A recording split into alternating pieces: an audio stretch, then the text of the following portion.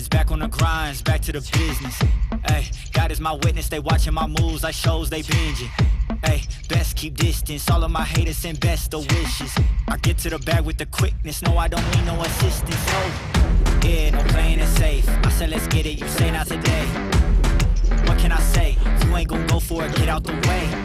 Yeah, got no time to waste, can't be with me if you not at my pace. You not at my level, you not in my race. One foot on the gas, I'm catching the pace. You dancing with the devil, there's no recital. I'm killing competition, ain't no revival. I shoot it to kill it, I'm aiming for vitals. I'm showing no mercy when facing my rivals. Snakes in the grass, they getting exposed. I know they be lurking, I'm watching them close. Acting like friends, but really they foes. Saw they be scheming and said adios.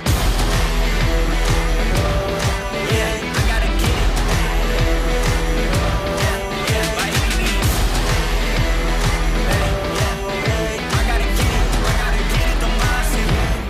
Get it, don't mind it.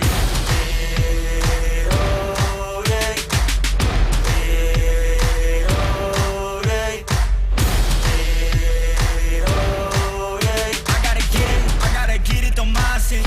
I gotta get it, don't mind it.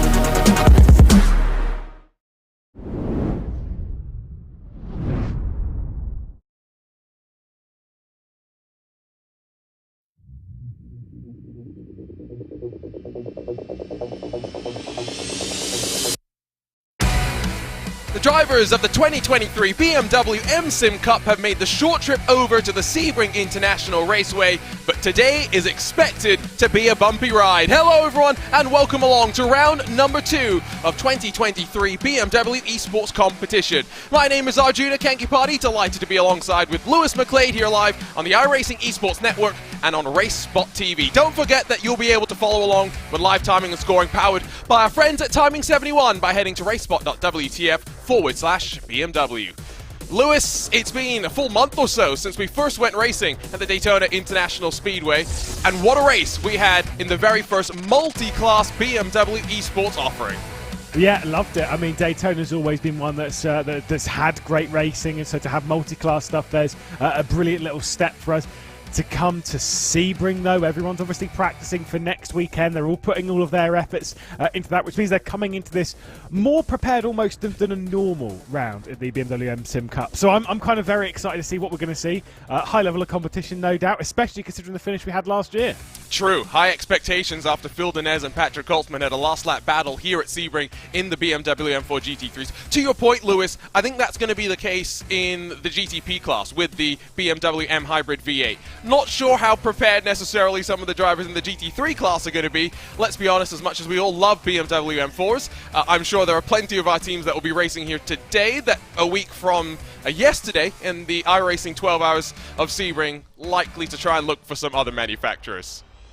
Yeah, there is that, but we'll have to wait and see. I mean, like, I think the focus for all of us is on the hybrid, on the LMDH. I mean, it's just where it goes. It's the newer one on the platform. As much as we love our M4 GT3, there is something about that M hybrid that's just so cool, especially after what everyone's been watching over the weekend. Everyone's so excited. Especially after it got its first podium in the IMSA WeatherTech Sports Car Championship in the 12 Hours of Sebring just last night. We'll talk more about that later.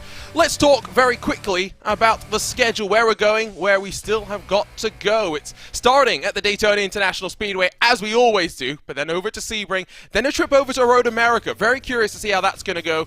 Nürburgring, Watkins Glen, Spa, Fuji, Road Atlanta, TBD. That's not a track. You'll have to find out what that is in a few months' time before Suzuka to round out the season. TBD is fantastic, isn't it? Love it. Great track. One of my favourites. Right up on the list. Unfortunately for Luke Crane, it is absolutely not Sugo. But that's, that is what it is. Like we said before, it's an interesting calendar. We don't have somewhere like the Barber Motorsports Park like what we had back in 2022, but still, there's a lot of fantastic tracks in there.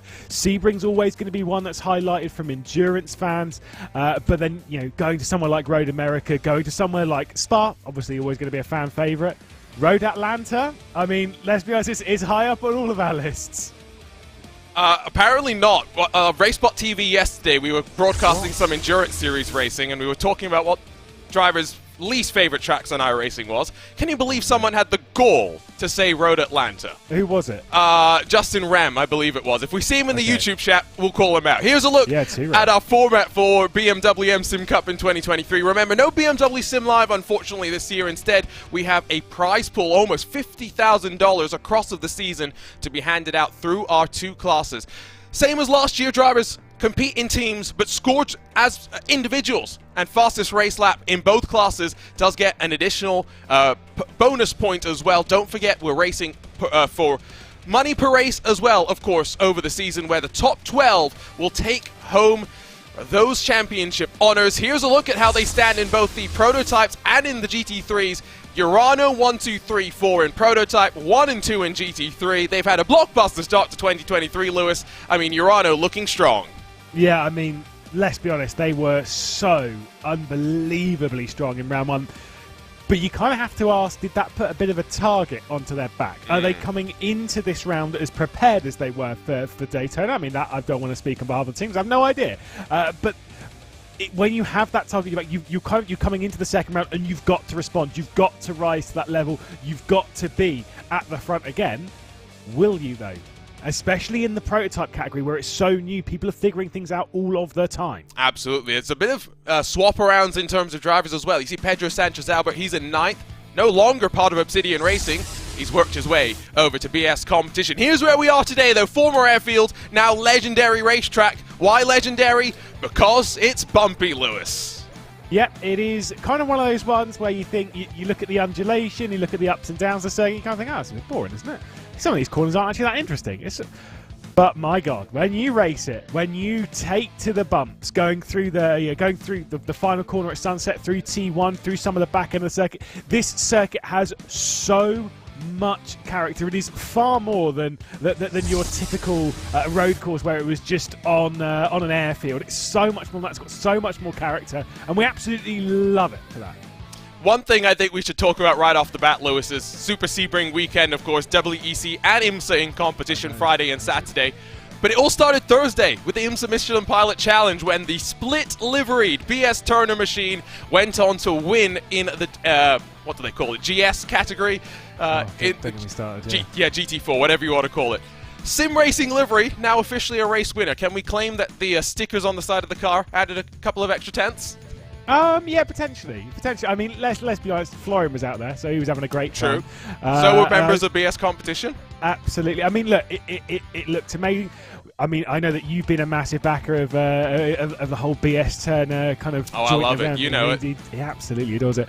But like from a sim racing point of view, moving forward in the world of motorsport, kind of pushing its way into it, it's one of those big storylines. And like I say, I just can't get over it. Well, one of the storylines was Pedro Sanchez Albert moving over to BS competition. A storyline here at Sebring, Pedro Sanchez Albert once again at the front of the field. He did it at Daytona, provisionally on pole with 90 seconds still left to go, waiting for Williams Esports Fanatec in LMDH to punch in what will be their second lap time. Also got a handful of GT3s yet to complete their second trip around this bumpy Sebring International Raceway. ATRS Esports have jumped their way up into second with the field split by pretty close margins. Lap 1 in GT3 seems to be a burner lap, and then really pushing the tires on the second trip around. Can Josh Ladd find Williams and find a way for them up towards the front? We're going to find out. Hard mode and Matti Siepler pole in GTD, and Josh Ladd finds no improvement. It'll be 7th for him. Yeah, I was kind of seeing that quite a lot of these teams were improving on their second lap time. A few Team Redline cars then up inside the top 5 in the GT3 category. Gustavo Ariel driving down into that final corner at the moment. Few various improvements inside the top 10 in GT3 is to be expected. I don't know how many more big lap times got to come in. Well, there's one.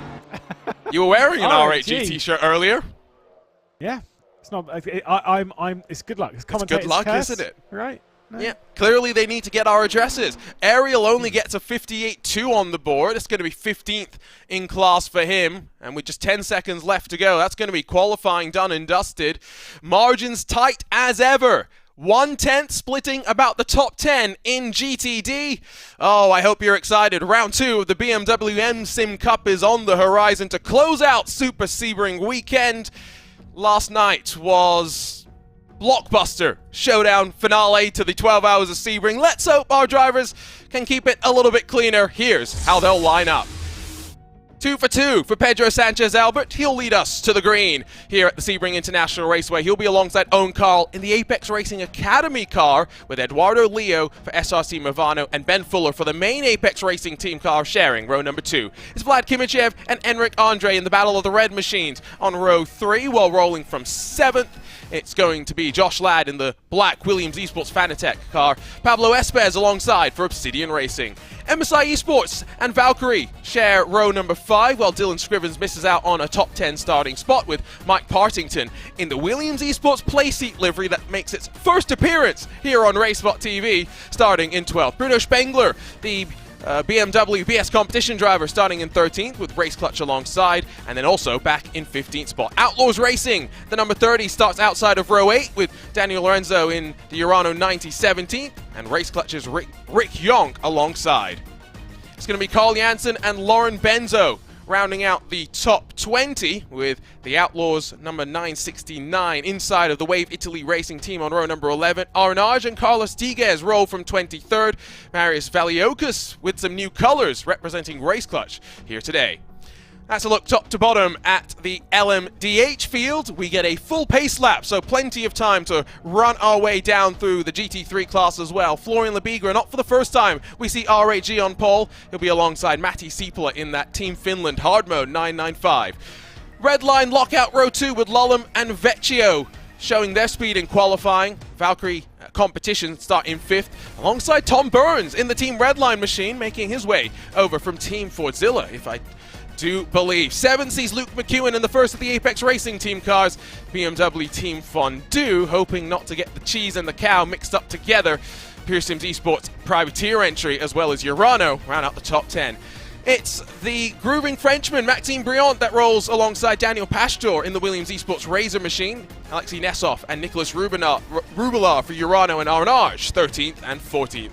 Gustavo Ariel as well as Damon Woods line up on row number 8 with the BS Turner split liveried machine, hoping for some more success in 17th alongside Mag Performance SRT.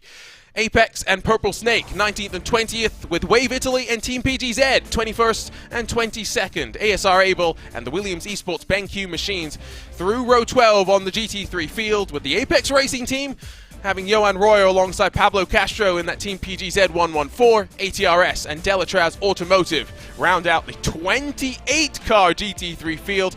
Lewis, we have 52 machines getting ready to do battle. What are we expecting? Because if it's as exciting as it was last year, boy, are we in for a ride. Yeah, I don't really know, honestly. As boring as that sounds, I just do not know. I think we're in for some entertainment, whether that could be one way or the other. I mean, if you found last night entertaining in the 12 hours of Sebring, then maybe we'll be in for some of that. Positive or negative, I don't know. It's going to be tough. It's going to be brutal out there. I mean, it's a difficult track at the best of times, but navigating the multi-class traffic, whilst it was somewhat difficult in Daytona, it's a different beast around here. You have to be patient. You have to look after your car. Survival is king. And I think one thing here is, I mean, we'll talk about traffic management so much. Here, down into Cunningham Corner, it's so bumpy on the braking zone. GT3s may even have better braking performance than the LMDHs. One thing we talked about at Daytona, both in the iRacing Daytona 24 as well as in the first round of the BMW M SIM Cup, Lewis, was the reality of locking up the rear end of this car under braking. Yeah. Plenty of our top contenders showed just how treacherous this car can be. It's so difficult. I mean, it was difficult when we first started driving it, when it first came out. Obviously, teams and such have got to grips for the most part with it. They've kind of figured out how to make them more balanced and kind of more understated in a sense of how they drive. But that does not mean that they are safe to drive.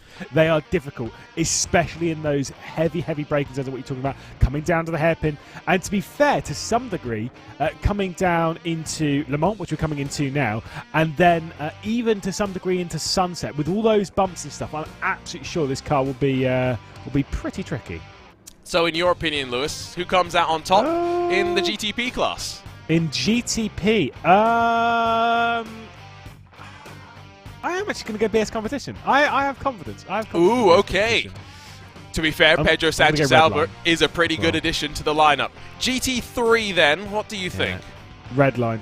Not sure which one.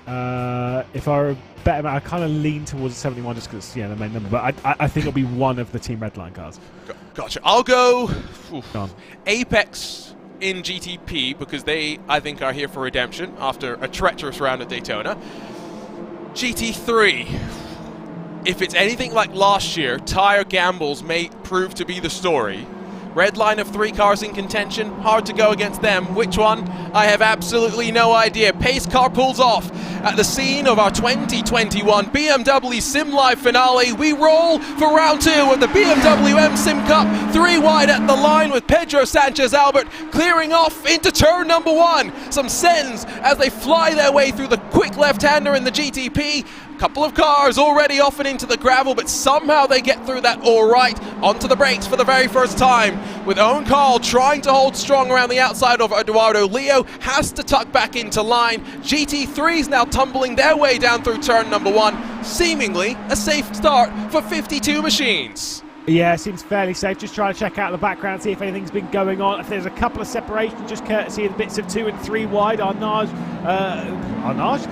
I'll get there eventually, don't worry. Urano kind of battling it out there with the Apex Racing teams. They were heading down to the hairpin in the prototypes. It got a little bit tight, almost unnecessarily tight as they were heading down to the hairpin. But alas, they've all got through, and it does seem pretty clean. Urano going on the attack in the background there on Valkyrie. Rick, the GT3s. Rick Yonk, I think, in one of the race clutch cars, has had to take a tow back to the pit lane. Outside of that, seems to be a pretty tidy start, though, through the field. GTPs streaking their way down towards the final couple of corners that leads them onto the back straightaway. GT3 still working their way through the middle sector with a stricken car, an Arnage LMDH that's now going to have to try and filter its way through all of the GT3s. Let's not forget one one thing, Lewis, major change to these GT3s in the last week or so. Ooh. The draft is a lot less significant. Teams are going to have to work a lot harder to make passes. There's a slowdown for Daniel Alzarencho as well for the Urano Esports team coming out of Le Mans corner, so he's had a massive slowdown and has dropped back down to 16th place. Saw him pulled over to the right-hand side. At the front of the field, though, look at how much of a gap Pedro Sanchez-Albert's pulled out. 1.2 seconds. Saw him break in the slipstream on the Ullman Straight. Not sure exactly what all has happened. All I know is there's a Waverley racing car around towards the back of the pack.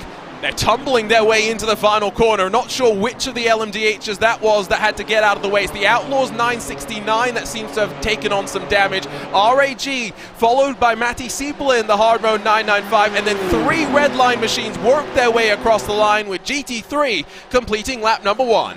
Yeah, it was a tidy first few corners and a messy last few on the opening lap of the race. Got a lot of the LMDHs and GTPs into the pit lane, so a lot of them have returned their way. So damage repairs. This is not a fuel strategy type moment. They're literally just coming in to repair their cars and get back on with it. I'd still say you might be in for an okay result, but the idea of points is out of the window. We've had issues this early on. In a field this competitive, it just ain't happening. Yeah, that's the thing with these 2 class races now. It feels like both classes just filled with top-level names up and down. Remember, this is round 2, public event, so multiple splits getting their way underway today as well, so don't forget you can be part of the action, you can be part of the fun. Owen Carl tucked in behind Eduardo Leo, but I think more focused now behind Vlad Kimichev, who's starting to close after Urano's blockbuster start to this BMW M SIM Cup. Yes, one of their machines has dropped backwards with a slowdown penalty. The 4's still up in the mix. It's 8 splits, by the way. 8? 8. Wow. 8 splits. I don't think that we hit 8 splits madness. in the entirety of 2022. No, me neither. Whereas that's a big move down the inside. Williams trying to do something, trying to work their way forward. That was a proper send coming down into that first corner. You don't see too many of those, and this one might well work out for the Williams eSports car. Yeah, well done. Christian Lamella as well, just giving just enough room for them all to filter their way on through. Remember, 2-hour race, mandatory driver change likely to come in the middle for GT3s. It's a little bit more open for the GTPs as to how they wish to play it all out. BS Turner slotting on past the Williams eSports Razor car, because GTD basically all in one single file choo-choo train. You can see the LMDHs filtering their way in through Tower, Cunningham, that section of the track. GT3s working across the line. Yeah, I just saw Gianni Vecchio was the driver that was actually fastest over the previous lap, although now it goes to BS Turner in the GT. Expected that it is going to move its way backwards in that category, slipstream, etc. But the important bit in there for me is the fact that it in the top 5, the top 6, that kind of area, as much as it's great for RHG being at the front, each of the cars behind are as fast. Let's go with as fast. I wouldn't say faster, because again, slipstream help and all that, but this is going to be a bit of a train. What we're not seeing in the LMDH is we're not seeing that train. We are seeing BS Competition pulling away from SSC Milano Corsa, pulling away from the Apex Racing Team. We are seeing separation. Speaking of Apex Racing Team, it could be one position back as Team Redline are trying to fend them off. I say one position back. It's actually trying to hang on, really. That's Leandro Andarutti in the BMW Team Fondue car, who's going to look to the outside. You don't really want to be hung out to dry there, and cutting back in the wisest thing to do. Now, I'm going to point out the elephant in the room here. Is this BMW Team Fondue livery somewhat of a shot towards some other asymmetric liveries that may or may not be leading in GTP? No, I mean, there are a few things that might lean towards it. Potentially the line straight over the middle, and then the fact that it's different on either side, and the team name, potentially. Yes. Yeah, I mean, to be fair, though, I've always kind of said this, to be fair, this is one thing that I do love about Florian, of course, team principal and team manager of BS Competition. Always up for a little bit of banter. Oh, and yes. I kind of like that. I like the fact that, so, you know, for sometimes, some events, some teams might just be like, look, okay, yeah, we're not representing a major team here. Let's just fire some shots and have some fun.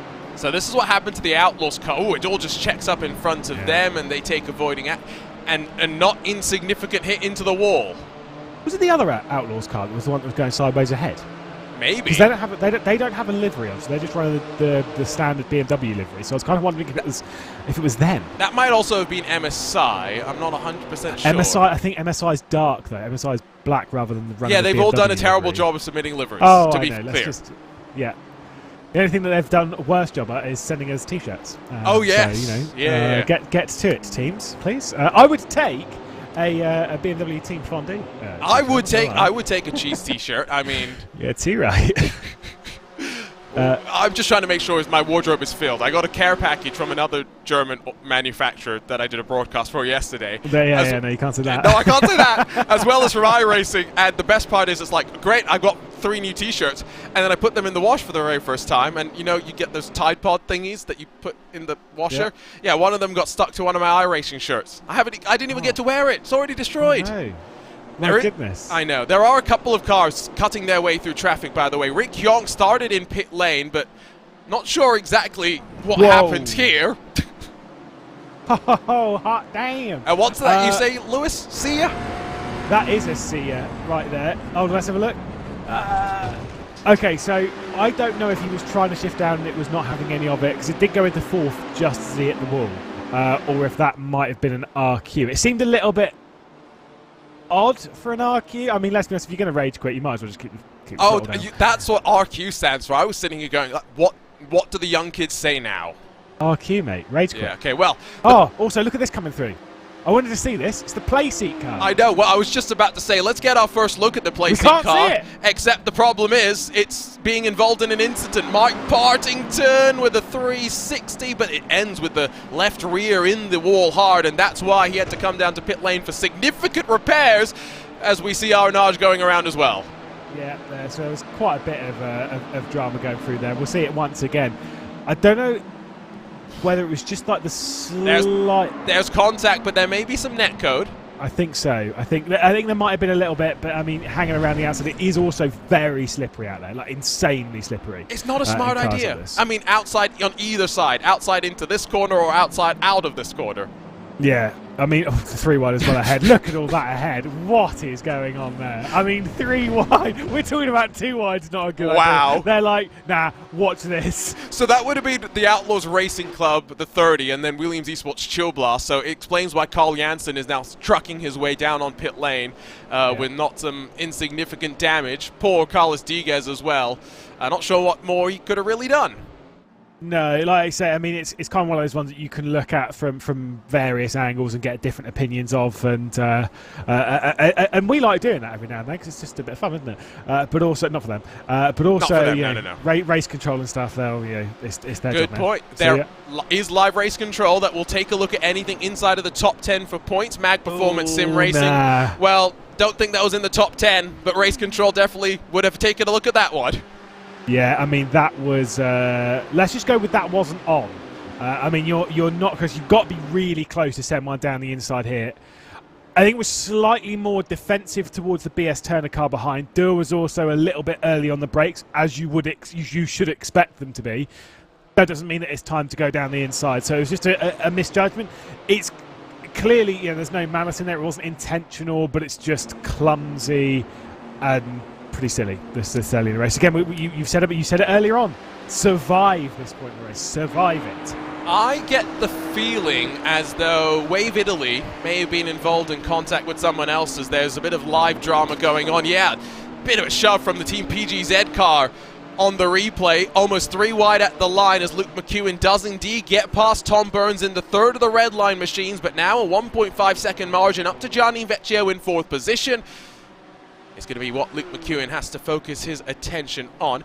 Correct me if I'm wrong here, Lewis, as Leandro Andarucci also gets past Tom Burns. Tom Burns, formerly Team Fordzilla driver, right? I'm 41.5% sure. Okay. That's about as high as we're going to go on this. Certainly is new to the red line camp anyway.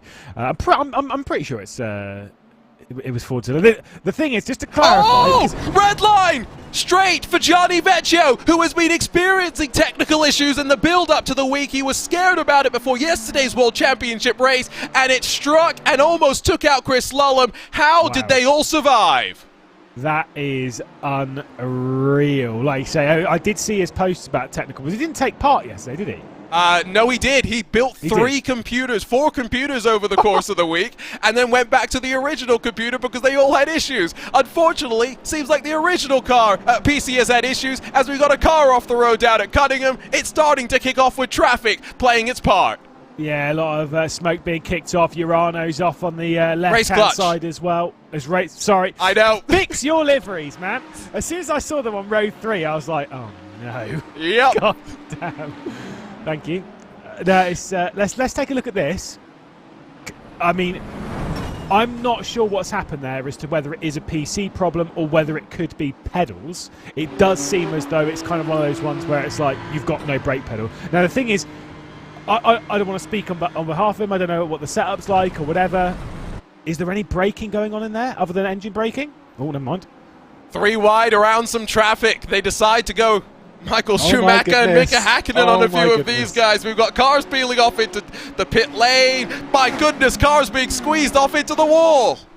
Oh, this is a recipe for disaster. I'm wincing looking at this. Oh my goodness me. Wow, that was Urano straight to the inside. Oh, and out wide goes Race Clutch. And off and into the grass, holding onto it with great car control, it must be said. But this first pass through traffic is always the most chaotic. And Lewis, I tell you what, I am struggling not to laugh at some of this. Yeah, this is, I mean, it's not the most patient and wisest driving as to what we've seen. Oh, we've got more drama. Dylan Burse has gone off. Nicholas Rubelar's been off as well. I mean, it's like they watched the end of yesterday's 12-hour race and are like, you know what, we can replicate that in the sim.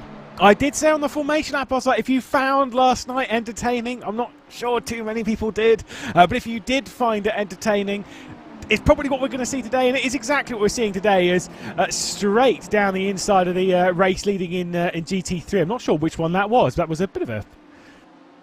I was going to say it was maybe a little bit of a turning from hard mode, but you know, we'll leave it. Let's be honest, it's not the worst bit of driving that we've seen in the last 14 minutes. Goodness me. Let's be honest, we did see a couple of questionable things last year. I know Barber in particular was one that a lot of the teams and the drivers maybe were not the most happy about, but this is a very different situation because this has been all under the driver's control. Let's try and filter our way through some of what race control is going to have to dice their way through.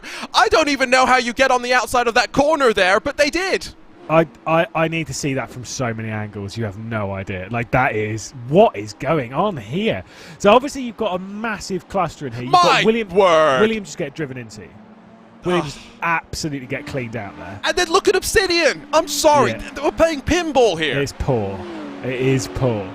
I mean, this is why I've said before, when it comes to multi-class racing, bang, bang, yeah, and then, like, say, Obsidian's just sort of like gone, yeah, cool, I'm just going to fire it in here. Bash, there's another one gone, see ya, son. I mean, these LMDHs, they're pretty big, but they ain't tanks. But they are being driven like them at the moment. Just wild. And so what happens to Peter Zuber here? There's so much going on, I can't even tell what's... We're going to need to look from up above. Good God. I am so glad I'm not a part of race control. Madness. Yeah, well, the good thing is they're all taking each other out, so there's not much going... Oh, so he does get squeezed slightly, but to be fair, that's more just racing. In that scenario, you've got nearly 15 cars in what really should be 2 or 3, right? Oh, no. Is it more? Is it red line? That's Tom Burns, who's now parked in and taking a trip back to pit lane. So from it's 3, clarify, not the commentator's curse. Not the commentator's curse. They've gone from 3 inside of the top 5 to 1 inside of the top 3. Yeah, no, I know, I can feel it. I know he's working today, so it's fine. But I could feel a message coming from Dame Bird right there. Oh, being like, yes. The commentator's curse does exist. Did you see the tweet? Yeah, no, you must have, because I sent it to you. Yeah, I may or may not have wondered who did we give control of RaceSpot social media to when I saw the tweet initially. Dame. And then I realised it was Dame Baird. Dame Bird, yeah, no, he's working today, so we can't hear it, it's fine. If you are wondering what we're talking about, head over to twitter.com/RaceSpotTV, where we had a poll as to whether the commentator's curse is real. It isn't. The people have spoken, Lewis. It is real. I don't know. I replied with my 2 Simi awards to say I don't care. That was hilarious, especially the placement of a certain finger as well. Oh, don't go into that. That was actually accidental. But was it? It was accidental. That like elevator move was pretty mad from Mirano there. Dylan Striven's there. Questionable thinking. Well, I mean, I don't know. I think it's fine. It's the jink to make it 3 wide and to be that tight to the inside. It was never going to go well. Then what happens to Nicholas Rubelar and Dylan Burst, because they have their own little smorgasbord of fun as they have one of the yellow GTPs down the inside. Burst goes for it. Nah. And yeah. That was poor. No, I will say with this, that's also poor. Scrivens. I actually don't have a problem with that. With having, because the thing was is that he looked aggressively down the inside of the first corner, but kind of left himself enough room to kind of back out of it, right? Rather than just full on sending it. And the thing was, the crash that then happened, or the squeezing off that then happened, was kind of nothing to do. Like, he wasn't a part of that incident. Yeah, I mean, I will say, when you're on the grass, you've got no control. But damn. Yeah, if you're Bruno Spengler, I don't think you're too thrilled with that one. Hopefully now we can calm down enough that we don't have to go and cycle through a million more replays, but knowing that, I'm sure the drivers are going to do things just to spite me at this point, because sometimes it does feel like that. Pedro Sanchez Albert through the traffic has built up a 2.5 second advantage over the SRC Movano car. Owen Carl still running third in the Apex Racing Academy car, with Vlad Kimichev now right on his tail and trying to get his way on past.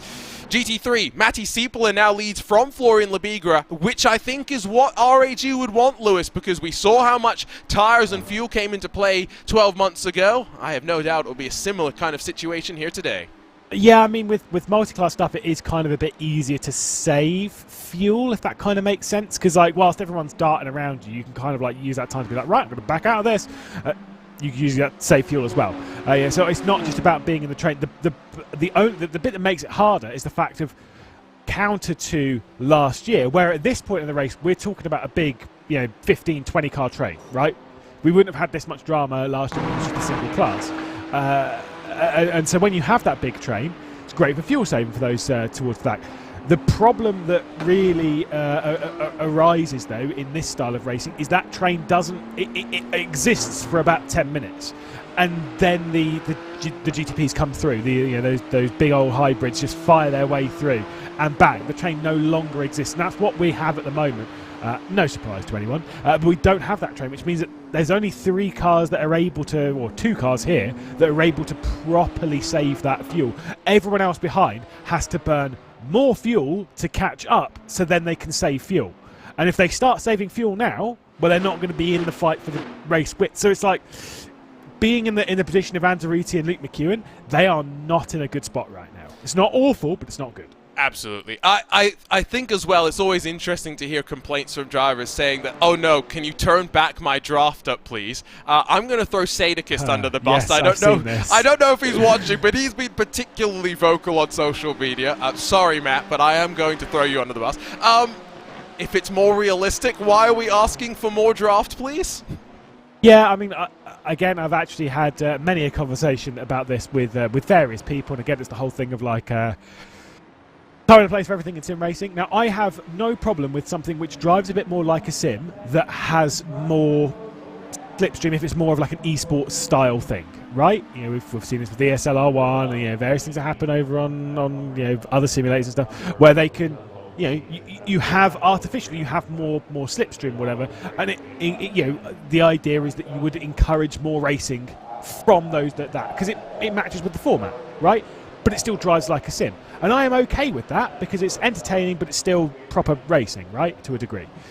Whereas when you've got something which is trying to be more of a sim, more of a real world replica, yeah, well, guess what? in real life, there's not actually that much slipstream. You don't just get behind someone and instantly you're ahead of them. That's what DRS is for. Play seat car sends something through. Yeah, and this is the thing, we're talking with some of the real world drivers about different cars. It's always interesting, right? Like when I got the chance to talk about a certain other German manufacturer spec car that they have that may have raced yesterday here on iRacing, they were describing to me at Indianapolis, a road course where you may not think downforce or anything is that important, how much dirty air they feel and how hard it was to follow. And so all of these little things are not insignificant, and so I always find it interesting to try and correlate what we see and feel, see rather on TV, versus what we feel in the sim and what the drivers in reality are feeling. Don't forget you can use the hashtag BMWSim to stay up to date and in contact with us here today on the broadcast. We will try and get to as many of your tweets as possible as Pedro Sanchez Albert actually loses a bit of time working his way through traffic. Eduardo Leo try and take advantage. Let's see if we can pick up a couple of things on social media. Hello to @BMW Motorsports, different classes, same style. I hope that's not referring to what they saw at the end of last night. Probably is a little bit. You know, I mean, it's more. I think it's just leaning towards the chaos that has been seen over the opening portion of the race. I mean, it was expected when you've got a 52 car field. It's always going to go a bit dramatic, and yeah, it is what it is. BMW Motorsport also giving the Zebras some love with their second, well, I guess first pole position of the campaign, because Pedro Sanchez Albert technically was Obsidian Racing when he did it over at Daytona. As always, the BS competition poster machine has showed up. Danny Elgube doing his magic once again. Yeah, I love that poster. There's been, I will say this is something for all teams in sim racing. You know, maybe this is pushed by some of the stuff that BS competition have been very, very good with over the last couple of years. But a lot of teams, a lot of their social posts these days, really, really solid. Like, really, really good. Loving what I've been seeing from, Redline and Urano and all that. I think they look great. Including some of the memes, let's not forget. Oh, yeah. Yes. Maybe the memes are the best part. Gotta have some fun. I mean, beautiful sunshine as well at Sebring. You can see there. See Phil Denez there on the left-hand side. He's a good lad. Do you remember last year, WEC? Was it the orange sunset that we had? Do you not? Oh, it was glorious at Sebring. Oh, it was so. I mean, to be fair, it was pretty glorious in qualifying. It was. For WEC on that was Thursday, wasn't it? WEC was Friday, wasn't it? Yeah, the race was, but the qualifying. Qualifying Thursday. Again, it was in that side. It looked phenomenal. It did look phenomenal. In terms of a couple of checkups there, I saw BS Turner and the Apex Racing team swapping around there because Maxime Briant got a bit of a shove. Nicholas Rubelar also sliding on through, as now the Apex Racing Academy LMDH will spool up the hybrid and go down the inside. It is interesting, let's be completely fair here, to see the rock and rolling grooving Frenchman Maxime Briant in a GT3 car and not in a prototype. I was going to say, yeah, I mean, let's be honest, the LMP2 does drive slightly differently than the LMDH. Maybe that's kind of, he doesn't want to remove his power and prowess in well, yeah, fair enough. There may be a bit of that. I don't know. It is a bit odd. If you would have suggested he was going to take part, and it's not as if they're the Apex Racing team are a team that is only taking part in one category, like Redline, for example. They are taking part in both, so I would have assumed Briant would have been on more of the other side. I would have almost bet my house on it, but alas, he's going in the GT3. He's not inside the top 10 yet, but there is potential. And whilst I've been waffling, Urano and, speaking of Apex Racing, their Academy car in LMDH have been switching just a touch for third. Yep. Kimichev in front, and now Owen Carl, who's lost about 3 seconds up to Eduardo Leo, will try and stay tough and hold with Kimichev. Ben Fuller, to be fair, is only another 3 seconds down the road, so technically it's the Apex Racing Academy car that's schooling the Apex Racing team right now, but we'll see how long that lasts. Let's not forget that the LMDHs have a probably 40-minute fuel window or so, and so 25 minutes or so into the race, we're only probably 7, 8, 9 laps away from getting these cars down onto pit lane. One other thing to think about relative to last year, Lewis, is with the split with LMDH and GT3. Now the GT3s aren't as guaranteed as to how much fuel they're going to need to get to the end, because really the LMDHs control how many laps we'll end up doing. Yeah, exactly. So it's it's a bit more of a complicated calculation if you are going to run it down to the wire. And it's kind of at that point where, as we were discussing at Daytona, you don't really want to run it down to the wire as close as you would have done last year, where it would have been almost a guarantee. You would have known how many laps there was going to be, and you could have worked that out very quickly, very easily. Now, you can work out how many laps the race is going to be, but it's harder to work out how many of those laps you're going to do, because it's dependent on so many different factors that it's almost not worth calculating. You're better off putting into your strategy to have that extra lap of fuel, where everyone would be sat there being like, oh yeah, but the extra weight in the car, it's just, it's better to be safe than sorry, because you could end up coming back into pit lane, or worst off, running out of fuel. Trust me, I know how running out of fuel feels at Sebring, and it's not fun. Not fun at all. I am actually now very curious. I would love to talk to someone like a George Simmons and Mark Tranter at the Apex Racing team and ask how would they plan for something like that, because they've got cars in both LMDH and GT3, right? So they asked me a couple of weeks ago, mate. I should have. I know. You got to go. Just digging it in, aren't you? Oh, yeah. Great facility. Great place. And you got to put track maps up behind Jamie Fluke. I know. Really, really happy with it. But you know the only problem with that? I did leave a few guys. I know, but you didn't put that many tracks up behind him. No, because I left plenty for you to put up. The main problem is you put them all so close together that depending on how big his webcam is, it can be quite difficult to pick out what's actually on screen. No. I realised that because, again, when I was looking, because obviously he pulled up his webcam on so making sure we were lined up properly. But then it did go in my mind. I was like, I'm putting these quite close together. Looks great in a photograph, though. So it does. Yeah, it's fine. You know what also looked great on the photograph? Gordy Much's face on the back of his sim rig during the iRacing Daytona 24. That was hilarious. Battle for 10th in the GT3. This is, of course, a train that has kind of broken up to the leader. There's pockets that have opened up as a result of the traffic. This really is 8th on back that has formed on up. Maxime Briant has put himself back in front of Nicolas Rubilar and has got Maxence Godino with now Daniel Pastor behind. It is good to have the full complement of the Williams Esports cars. We actually get to see the playseat cars. It's not fictional. Almost the full complement. What are we missing? Well, I mean, they've got a few sponsors now, haven't they? And they've picked up one certain one. That I will say, in eNASCAR, they do look very good, but the Duracell cars. It needs more battery, though. To be fair, the playseat one almost. If you kind of if you took it right, and I see what you mean. If you remove the blue, right, and it had the blue on the back as black, boom, battery. Yeah. As you were saying it, I see what I was seeing it visually. Yeah, I will say, I like a good other color. You've seen the Artifact Racing livery. I mean. Yep. There's pink, neon yellow. We've got all sorts of wacky colors on it. Orange is nice. What else do Williams have out on there? Fanatec. The black. Matte black, because of course they've got spec maps. Yeah, looks good. Obviously the standard. Chili Blast. Chili Blast. I know, John Heindorf. Have you noticed the batteries on the top? Are there batteries on the top? Look at the roof scoop as it comes around. Oh wow! One and iLivery's continuing to work its magic. Boom. There it is. You can actually see the Duracell. Yeah, love it. Love it. We don't have a camera that I think is going to be able to show us it even closer, but yeah, that is a top tier effort. I mean, obviously it's not 100% just there because it is on the Williams F1 car. If you look at the is it? F1, yep, there's a battery there. Again, if you're going to have branding like that, use it well. And it's kind of one of those things. It's such an iconic, just the black and then that sort of like bronze. It's just boom. You know, even without the logo, you know what it is. Well, the best part is. It's more effective a branding tool than the screens that McLaren have been trying to trial.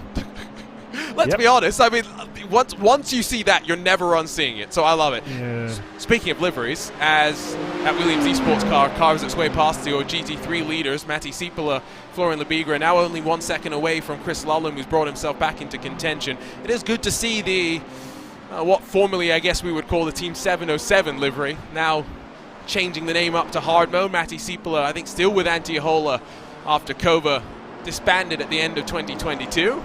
We get some classic Finnish livery on the side of their car. Yeah, see, part of me when I opened up the 7 for the first time and I saw and I was like, oh, hard mode. Oh, have they signed for it? No, it's just they've not. Have they still not signed for a team yet?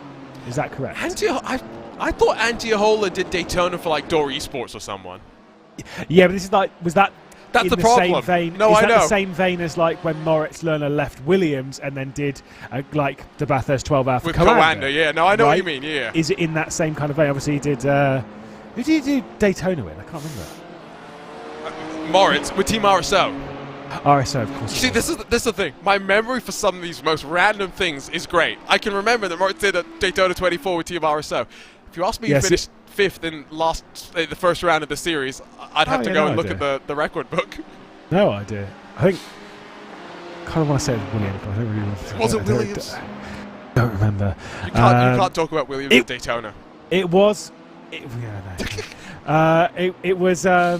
I mean, it was more than a month ago. Let's be honest. It was. And we've done a lot of races. So, yeah, it's fine. I know. Something's hiding behind your green screen because you've been so busy. Yeah, it's true. It is still up. Speaking of it, I guess we could talk about it very quickly. ESL R1, BMW BS competition. Well, to give it the full and proper title, BMW M Team BS Plus competition. Yep. Great name to say as they come across the line and grab a victory. Oh. But Niels Dowjoks, I mean, the Silver Fox, turning it on in qualifying, grabbing his way up to the finals in ESL R1, and was it second behind Luke Bennett? Almost won. Luke Bennett, though, was just a force to be reckoned with on that day. But, you know, like I say, the BMW is pretty good on that round, but it is great to see someone like Niels Dowjoks still just having it. And as much as it's probably not stuck fully yet, I am absolutely going to keep calling him Silver Fox. Got to. Poor guy. I don't feel like there's a better nickname for him right now. That's half the problem. Yeah, exactly. So, you know, BMW Team BS competition. If you've got a couple of ideas of other nicknames for Niels Dowjoks, anyone in the chat, have you got ideas and nicknames for any driver? As long as they're PG within reason and we can actually see them on broadcast, go for it. Fill your boots. So a lot of people know I'm a big mixed martial arts fan. The best nicknames are never ones that fighters give themselves. That's true. Never the best nickname. You know, the best nickname is Bobby Knuckles for Robert Whittaker. And you know why it's so good? Just because it fits him so well. But also because he hates it. He actually does not like it. Yeah, I mean, to be fair, Jamie Fluke doesn't like being called the nicest man in sim racing. So to be fair, Jamie Fluke's tried to disprove that theory with some of the recent races that he's... Yeah, I have noticed. I'm like, oh, is that a move? Oh, that's a bit aggressive, isn't it? Oh, the nicest man in sim racing. ... No, I mean... He did kind of turf Max Bedecker yesterday. I saw. Coming down into at the end of the straight. No, end of the straight? Turn 11 at Coda, Yeah. Was it turn 11? Oh, I don't remember. Coda turn numbers are so... They have so many corners that it's just like, okay, which is what? Because, again, you never know if they've numbered the corners correctly. Yeah, but that's why this track, as much as the corners aren't numbered correctly, it's great. They've got names. They've got names, exactly. You know, you're coming down into Le Mans corner, onto the Ullman Straight, down towards Sunset, through turn 1, and then turn 2, really? Turn 2? Really? Turn 2 is the kink into turn 3, isn't it? Exactly. It's not a corner. America, please. You can't say America, please, because then I have to point the Red Bull ring to you. And there's plenty in Europe as well, let's be honest. Zolder? Is Zolder quite bad? I don't really Zolder's questionable, if I remember correctly. But let's be honest, at least turn 2 at the Red Bull ring, you could almost see it. Turn 2, that's turn 1. Turn 2 at the Red Bull ring is turn 2 in a motorbike. We're clear on that. This is turn 2. This is turn 3 now. Yes. That was turn 2. And you're like, excuse me? 4, 5. And it's like, right. Okay, and then I think technically the hairpin is 8. No, technically the hairpin's 7. It has to be 7. Yes. This is Big Bend. Great corner name. Down towards the hairpin. Right? And that's fine. But then the hairpin, it's 6. Or sorry, 7. And then it's 8 and 9. This is 8, then you got 9, and then is it 10 as well? You don't, yeah, exactly. It's like, yeah, no, but you just call it Fangio and just be done with it, right? And it's great. You just chuck a name onto it, because a name is just for a complex. Yes, but then you go to Spa, and then every corner has like 3 different names. Yeah, but that's why you just need to, again, for future reference, we're just going to make our own track maps. No, yes, no. For future reference, we are the arbiters of truth. Absolutely. We're the ones you're listening to. That's true. Which works until you commentate with someone not inside our little group, our little a click, and then it's a nightmare. Until you work with someone you don't have actual great chemistry with, and then it's a lot more difficult. I do that all the time. I know, I mean, we're doing it right now. Exactly. Yeah, we do it all the time. Front of the field, down to 1.6. Pedro Sanchez-Albert's really lost out this most recent cycle through traffic. Eduardo Leo benefiting slightly, and into Sunset Ben will dispatch of all bar BS competition. And he'll do that on the entry through the right-hander. The traffic gives and the traffic takes. And this is one of those tracks in particular that, for example, out of turn 2 into 3, 4, and 5, if you get checked up behind someone, there isn't much that you can realistically do unless you decide you're Felipe Albuquerque and Matthew Jaboudet and you just want to cause all sorts of chaos. I was going to say, just make it 3 wide and cause a humongous crash just for the lols. Just for the lols. No, I will say, when it comes to laps being set, as we can see, a couple coming down to pit lane. This is about a little early, but it is around that kind of time we expect them to come in. So Urano's in. For the GT3s, though, we're not expecting them to come in for a while. But I will say, Florian Lebiga's just set the fastest lap of the race, closing down on the race leader in the GT3 category. And they've also both pulled out nearly about a second and a half, nearly 2 seconds over Chris Lullen. We'll keep our eyes, obviously, on LMDH, Pedro Sanchez-Albert, hanging on to that race lead. But you're absolutely right. I'm not sure if this is poor traffic management, or just, the rough luck of it and such, or if it is just the fact that SOC Movano Corsa car is flying at the moment. I think a bit of both. I mean, it could also just be set up. Let's not forget that you can take tires and do fuel at the same time. And Dominic Kaufman has taken over from that in that number 90 machine. So already seeing the driver changes working their way through. Would be curious if we'll see 2 driver changes or if it's going to be just the 1 driver change, whether it's at the first time of asking or the second time of asking another 40 minutes from now. Pedro Sanchez-Albert, now the gap down to 1 second. He goes to the outside, means he's going to stay out for another lap. And Eduardo Leo's going to continue to put the pressure. Gap now under 7/10 of a second. It had held at 2 or 3 seconds for the entirety of the first 40 minutes. Albert feels the heat. Yeah, and the thing is, when you start feeling that heat, you start making some aggressive moves. That was absolutely fine going through the first corner. It just kind of looks a little bit terrifying. Let's go with that. Let's use the word that it is, terrifying. Getting past our GT3 leader, you can look backwards, and this battle is absolutely on. Now on board with Ben Fuller, who's closed it, no longer being schooled, I think is the right way of putting it. As still being schooled.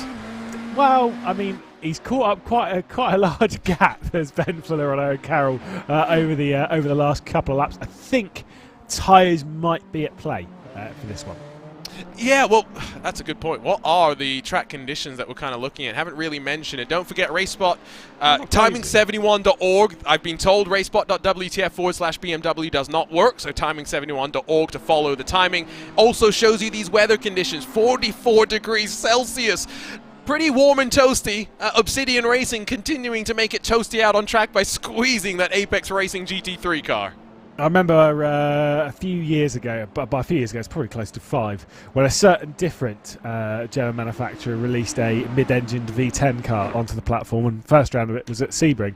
And I remember the track temperature being, I think it was like 55 degrees at various points. Actually quite good fun to drive. Very, very slippery. Toasty track. Yeah, that was a toasty track. 44 is pretty hot, but it's not obscene, so it should be okay. Pedro Sanchez-Albert, we'll look at that in the background though, into the pit lane, Eduardo Leo into the pit lane. So this is where it's going to be very interesting. Does the SSC Movano Corsa car, is Eduardo Leo, for one, going to stay in the car? Right, that's one interesting question straight off. Oh no, Obsidian Racing into Sunset, and I think maybe involving with the Outlaws 969 as well, who take a tow back to pit lane. Sorry to cut you off, Lewis. No, but Obsidian Racing, who have been so feisty today, maybe getting too punchy. Feisty's the right word. Let's go with that. Feisty is absolutely the right word. So a few cars, like I say, into pit lane. Are these going for the undercut? Is, changing tyres? Are you going to be enough fast now to actually potentially get an undercut? That's what I'm kind of curious. And this will be the big telling factor as to whether the tyres are really going off. Looks technical then. Yeah. And out of nowhere as well, to be fair. Yeah, this is odd.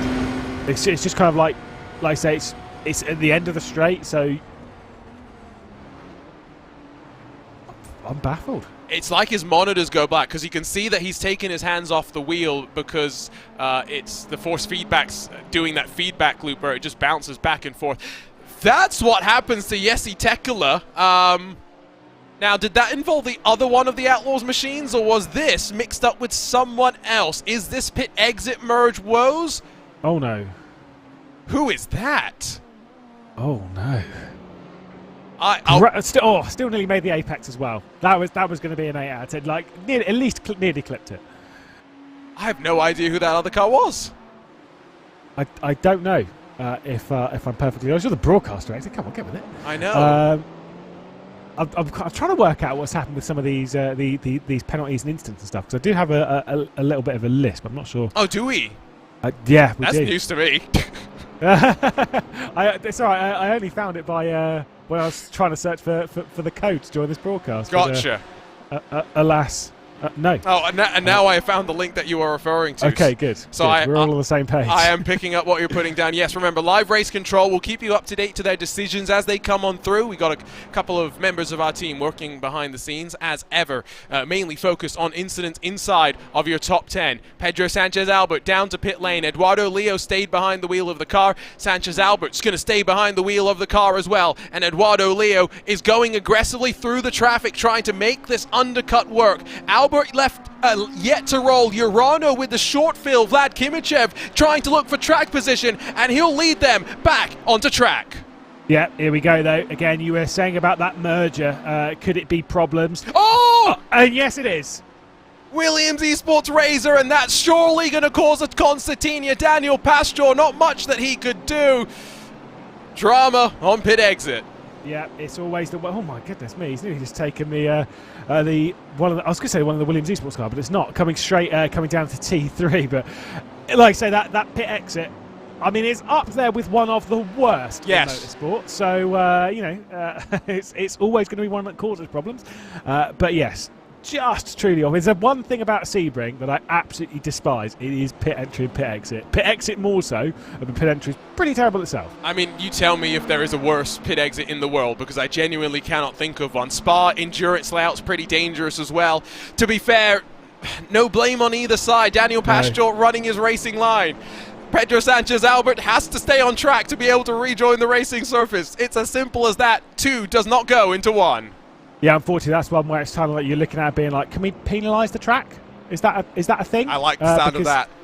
Because that's just poor. Like I said, at this point as well, just to be very clear, is they are both completely unsighted to each other, right? They will, obviously you have your spotter or whatever, if as long as you've got it turned on.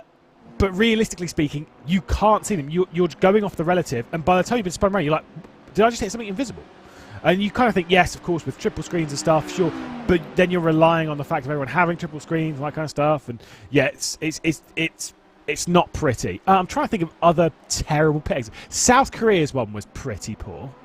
Pit exit and pit entrance. South Korea's was right up there. Pit entrance, I still maintain the worst on the planet is Red Bull Ring. Ooh, but pit yes. exit, I don't know. Sebring is pretty high on the list. Potentially it is number 1. Sanchez-Albert runs off the road again. Catelli's pushing, but now 10 seconds off of your leader. It's maybe pushing just that little bit too hard.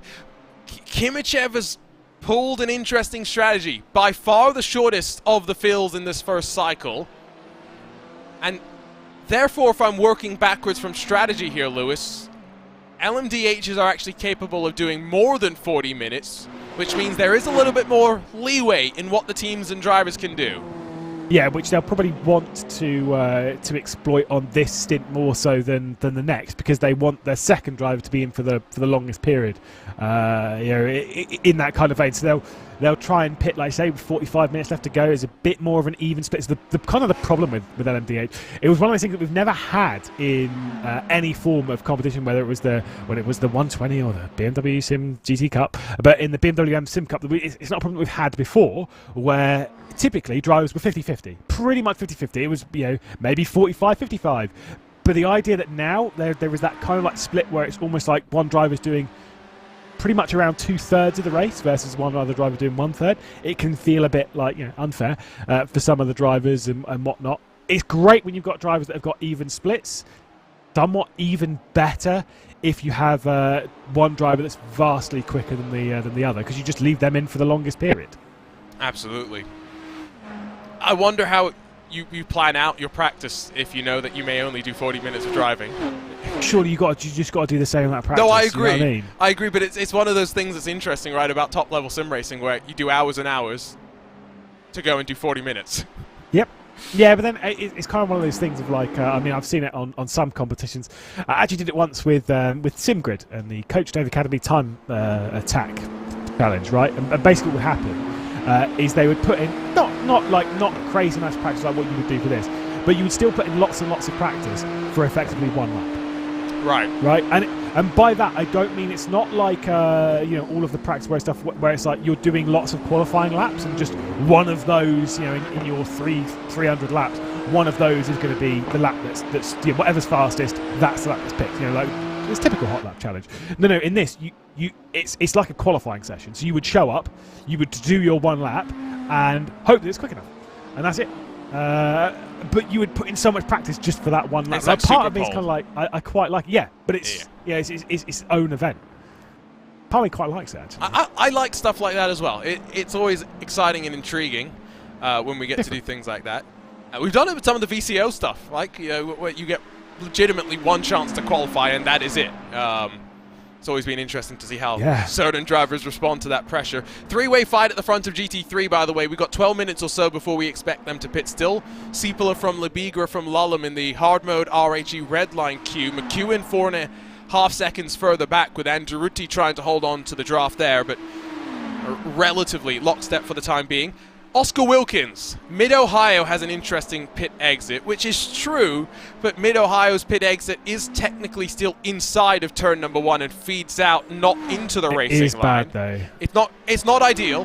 Road it's not Atlanta's pit exit was a second point, which is pretty terrible. Road Atlanta's is bad. Mid-Ohio's is also pretty bad. But the thing I don't with feel like Mid-Ohio's it's that bad. The thing is with both Mid-Ohio and with Road Atlanta is that you're actually being thrown onto not the racing line, right? Immediately, which means that you can do something before joining the racing line. Meanwhile, Sebring, the reason why tracks this are so bad is because the pit exit is the racing line, right? And that's the kind of problem. Mid-Ohio and that, you're like I say, you're kind of on the inside or outside. You're not on the race. So you've still got to kind of like you go onto the track and then merge with it, right? Which is how most tracks work and how most tracks should work. Meanwhile, Sebring's just poor. And everyone who says, well, what do you do then? And I'm like, well, for one, you can move the pit lane, which don't get me wrong, is not easy. But like I've said before, like with Red Bull Ring, this is not an easy thing to do at all. But you move the pit lane to before the. Oh, wait, sorry. Lewis, we know what the worst one is. Which one? Paul Ricard. Haha! Yeah, Paul Ricard. Long Beach is pretty terrible too. Indianapolis road courses had terrible configurations of pit exit, The current pit exit's okay. It's better, but it's not great. Yeah, I mean, You're not just thrown onto the apex of turn 1, which is the important bit. So I still maintain Spa's endurance pit exit is terrible. Awful. Unsafe. Awful. There was that incident, 2018 Spa 24 Hour, where Kevin Estra got the blame for leaving pit lane and crashing into people that were basically leaving him nowhere to go. Yeah. And my point is, Spa's pit exit is, you release yourself from the limiter at the bottom of the hill, you come up over Eau Rouge Radion, right, on the right-hand side, and then you've got to blend back in with cars that have just come over the crest and are unsighted to you. Yep. It's a recipe for disaster. Yeah, you part of me... Oh, speaking of recipes for disaster, Dylan Scrivens, Bobo's had a bit of a problem going into Big Bend. Bobo's done the rear wing. I did once... What was the race? I was commentating on something. Oh, I think it was Le Mans Virgin. Oh, was it? Sorry. The bridge on Big... Someone drove into it. Oh, I remember exactly what you're talking about. This is Owen Carl and Bobo just coming together and painful slide back into the wall for Dylan Scrivens. It was all set up, I think, by maybe a mistake initially. Running a little bit over the curb as well and to be fair, Shrivens goes for it, really commits, doesn't really leave much room. Yeah, but the car's not there, man, on the exit. I know, obviously, we said it before about, like, you know, the if there's a car there, you got to give space and all that.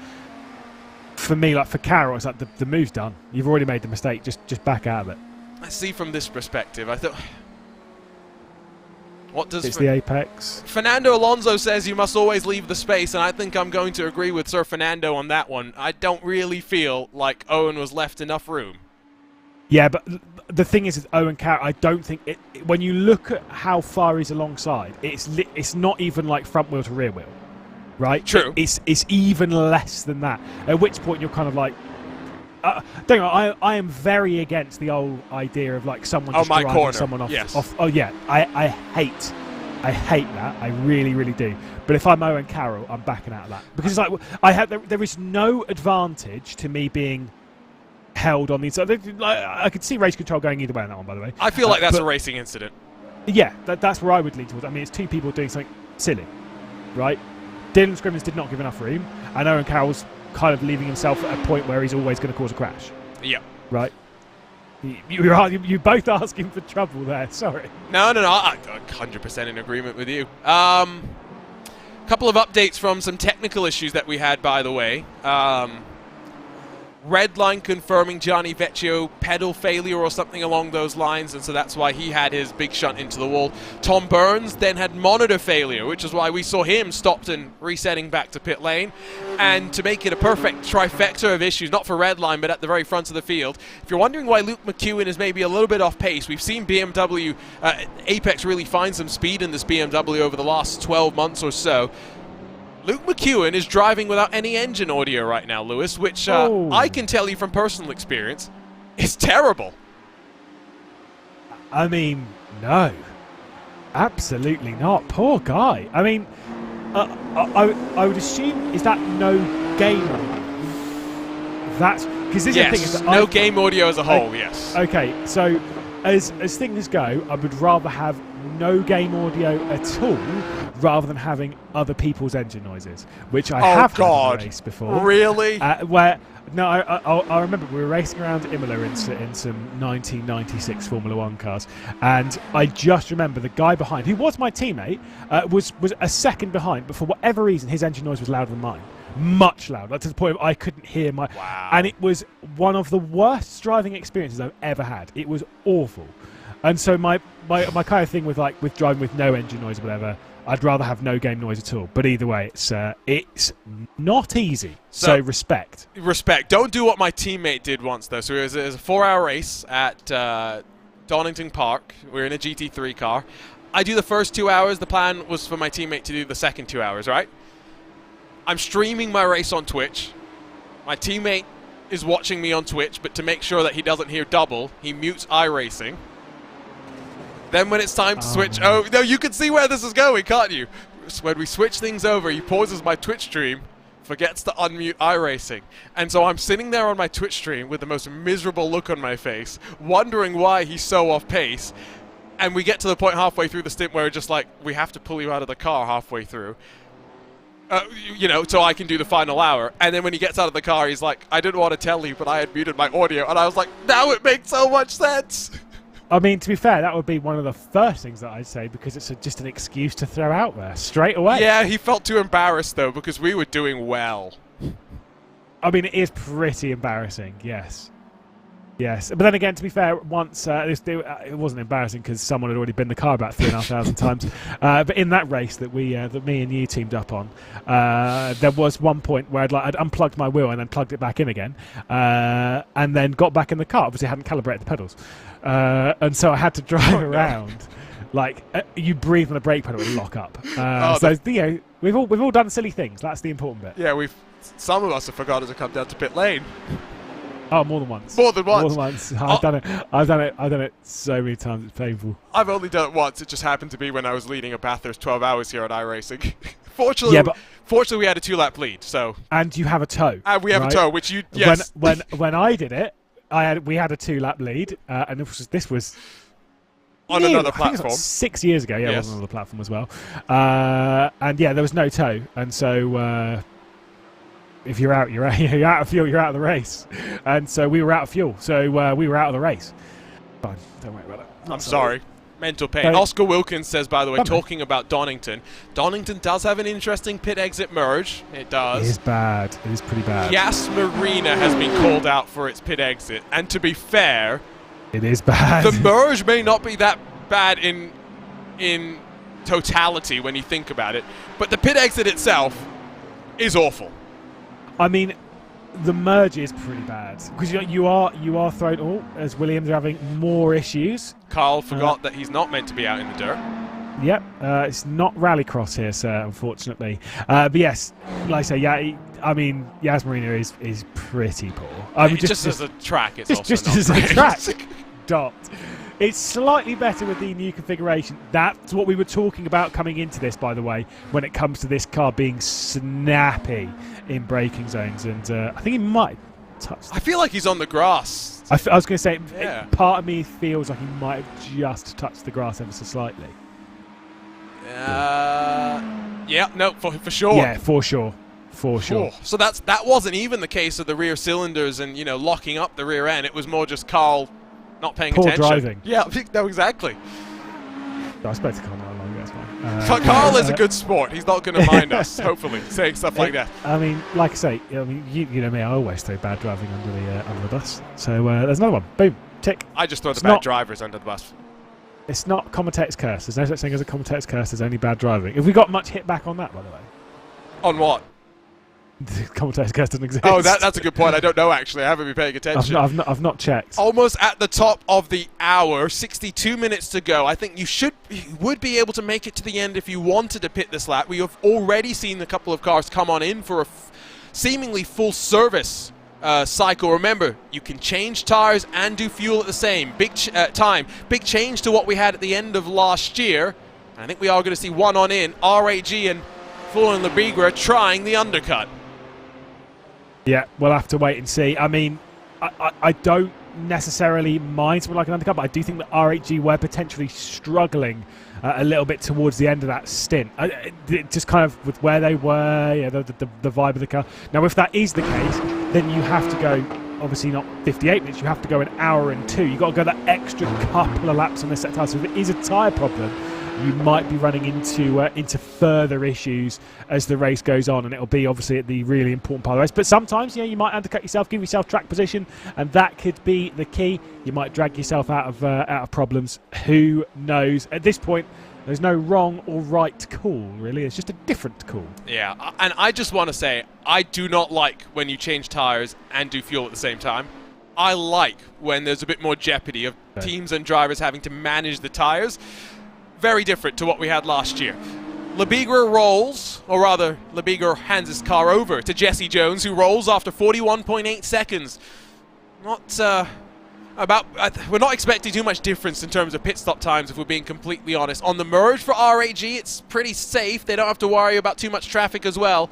And now Jesse Jones can focus on the task at hand. I love the idea of cooling down pit lane, fingers crossed, being like, please no traffic, please no traffic. And it's, more so here than anywhere else, just because you're not looking forward to being absolutely slapped off the circuit. Please no death. Yeah, it really is. It really is. And like I say, it's just terrible. I will moan about this this pit. It's why I've not put myself forward to do the 12 hours. Oh, I see. Okay. It's the only reason. It's because it would be 12 hours of moaning about the pit lane. Well, 4. Fair, yes, however many hours you ended up doing. It doesn't have to be 4, exactly. It could be 1, it could be 2, it could be 3. We're flexible here on RaceSpotTV. Are we now? Down to the inside and into pit road. As expected, GT3 leaders right on the hour as well, so no fuel saving going to be needed. If you box from this point forward, I do wonder if anyone's going to be brave and try and extend it one lap further and see if they can just get a slight overcut on the rest of the field. Jesse Jones already getting himself up to speed and punching out of Tower Corner. See how long the stops are for Antiola, who's jumping into the hard mode 995, while Diogo Pinto, fresh off a victory yesterday in the World Championship, into the number 20. Just saying, by the way, someone was also saying in chat they've had to plug their charging cable in for their headphones in mid-race, and that's not fun. Do you know what? I have no sympathy. Oh, really? Have a headset with a cable, for goodness sake. sake. I was going to say, I enjoy wireless headsets. I miss my old wireless headset. Just get a normal one with a cable on it. Because mostly because my mate Danko will almost always be like, "Oh no, headset's running out. Headset's running out of battery," and I'm like, "Just get a cable, man." 42.1 seconds on the dot for both Pinto and Ahola. Long roll until they can get off the limiter, but it should be enough to see them get in front of Jesse Jones, who's coming into turn one with a head full of steam, but just too far behind, and now will filter back into line. Still the same three at the front. Kevin Ellis Jr. taking over from Luke McEwen, who did a very impressive job, all things considered, with no audio whatsoever, just relying on the visual and the feedback of the car through the wheel to hold 6 seconds behind the three at the front. Honestly, I think that stint of the race, I don't even care what happens past this point. That is stint of the race. To be able to drive with those difficulties, not make a mistake, not overdo. You don't realise how much of your driving is done on audio until you remove it, right? And it's kind of one of those like, we all know how much is done visually, of course we do, because if we. But even things like the tyre being on the edge, it's so much. Just the little buzzes and stuff that you get from the car. It's not just shifting, like you say. It's everything. You go on so much on audio, especially at the start of a race. When you've got cars everywhere, when you've got the hybrids firing it down the inside, you do so much of that on audio to work out where everything is. To not have it, I mean, again, bravo. So your nomination for driver of the day is Luke McEwen. Let us know on social media, hashtag BMW Sim, or in the chats who you think is in contention. Remember, no more pit stops for the GT3s. We'll track Ahola, Pinto, and Jones at the front and how they'll trend over the next 57 odd minutes. Front of the field, though, Vlad Kimichev still leads after the slightly shorter pit stop that Urano Esports Data Group elected to fill. Remember, 1 and 2 in LMDH in round 1 of the championship, and of course, double victory with the team grabbing top honours in GT3 as well. It's going to take some strategy work, but they seem to have got the pace as well. 6 seconds now clear of SRC Movano. Yep, indeed. I've got to say, someone who's not going to be up for any Driver of the Day awards, pretty much anyone doing the opening stint of the BMW M hybrid category. In those LMDHs, pretty much none of those up for Driver of the Day. Pedro Sanchez Albert would have been up for it until he was not up for it. Pretty much. That's why I said pretty much. Yes. Just to clarify, pretty much anyone outside of the top 3 or 4, and even then. Gordy Much says not kill, by the way. That is a terrible pit exit. Awful. You know what? Not kill's opening corner is fantastic, isn't it? So good. It's also terrible. but pit exit ruins it. Because to be fair, most of the racing that happens around not kill, thankfully, avoids using. True. They don't need the pit lane. Yes. Yeah, I say most. That's most of what as normal folk will watch. Obviously, you got qualifying, so True. Bit of a nightmare. But most of the racing that I've done around it's talking sprint racing. Have you done much commentating on the virtual not kill? Oh yeah, plenty. Okay, I've not done much, fortunately, maybe. But Rallycross at not kill. I mean, what a mess. Oh. I mean, not done Rallycross, no. Yeah. Have you ever done some Rallycross? Yeah, well, as in commentary-wise or driving? Yeah, commentary-wise. No, good luck. Ah, okay. Maybe we should get you in to do some Rallycross. Oh, I see. Ewan. Yeah, nice. Get Ewan to do some Rallycross. Get it? Did you get it? I haven't done Rallycross since 2021. I've been doing it again this year, and I forgot how much fun it is. If BMW want to make a 1 Series Rallycross car, yes, please. Well, no, I think we just do a Rallycross series and we use the X6M. Well, I was going to say just use the BMW M hybrid. Oh, okay. Everyone was seeing the laps of that certain open wheel car being thrown around. We all saw quite a few of those being having to go on various Rallycross tracks. Take this bad boy around. They had to replace the rear brakes on this M hybrid yesterday in the Sebring 12 hours. That was on the bumps here at Sebring. Imagine what the what a good dirt run would do to it. Well, look, when wet tyres properly get released, not partially. Not accidentally. When they actually get released, then surely they're going to have grip on the dirt. So off you go. And by grip, I'm talking with big air quotes. I was going to say. Solid air quotes. I don't think that's how it works. Let's check back in with our friends over at BMW Motorsport on social media, by the way. the art of crashing. I don't know if Gianni Vecchio necessarily wants that painting to be hung behind him. Could you imagine being Gianni Vecchio? You've gone through all the work of like, I've built 4 PCs. I know. Finally, the PC's working. Boom, pedals fail. Oh, Well, it's even worse than that. You know, he broke his tailbone earlier this year. I heard you saying about that Yeah. on yesterday's broadcast. I did not know. And that, oh, that's painful. That would be another broken something. I mean, like, we've all landed pretty badly on the tailbone, but that's... I think we've seen this one before. Yeah, we have. Yeah. Yeah, mostly I recognise it because I've seen the artful crashing. Unless it's happened again, which I wouldn't put it past it. You know what I mean? Yeah, no, to be fair, I don't put it past most of these right now. Most of these drivers, given what we see today. RAG's number 18, by the way, who put it on pole, has slipped a little bit further back from Pinto and Ahola. Was not able to lock onto the draft initially, and so the one-lap undercut has not really worked to Jesse Jones' benefit. Not sure if this is Jesse's first appearance in the RAG colours. It's definitely the first time that I've seen him driving for RAG. Agree. Not seen Jesse Jones behind the wheel of RAG, but RAG have been, they've been. It's sim racing silly season.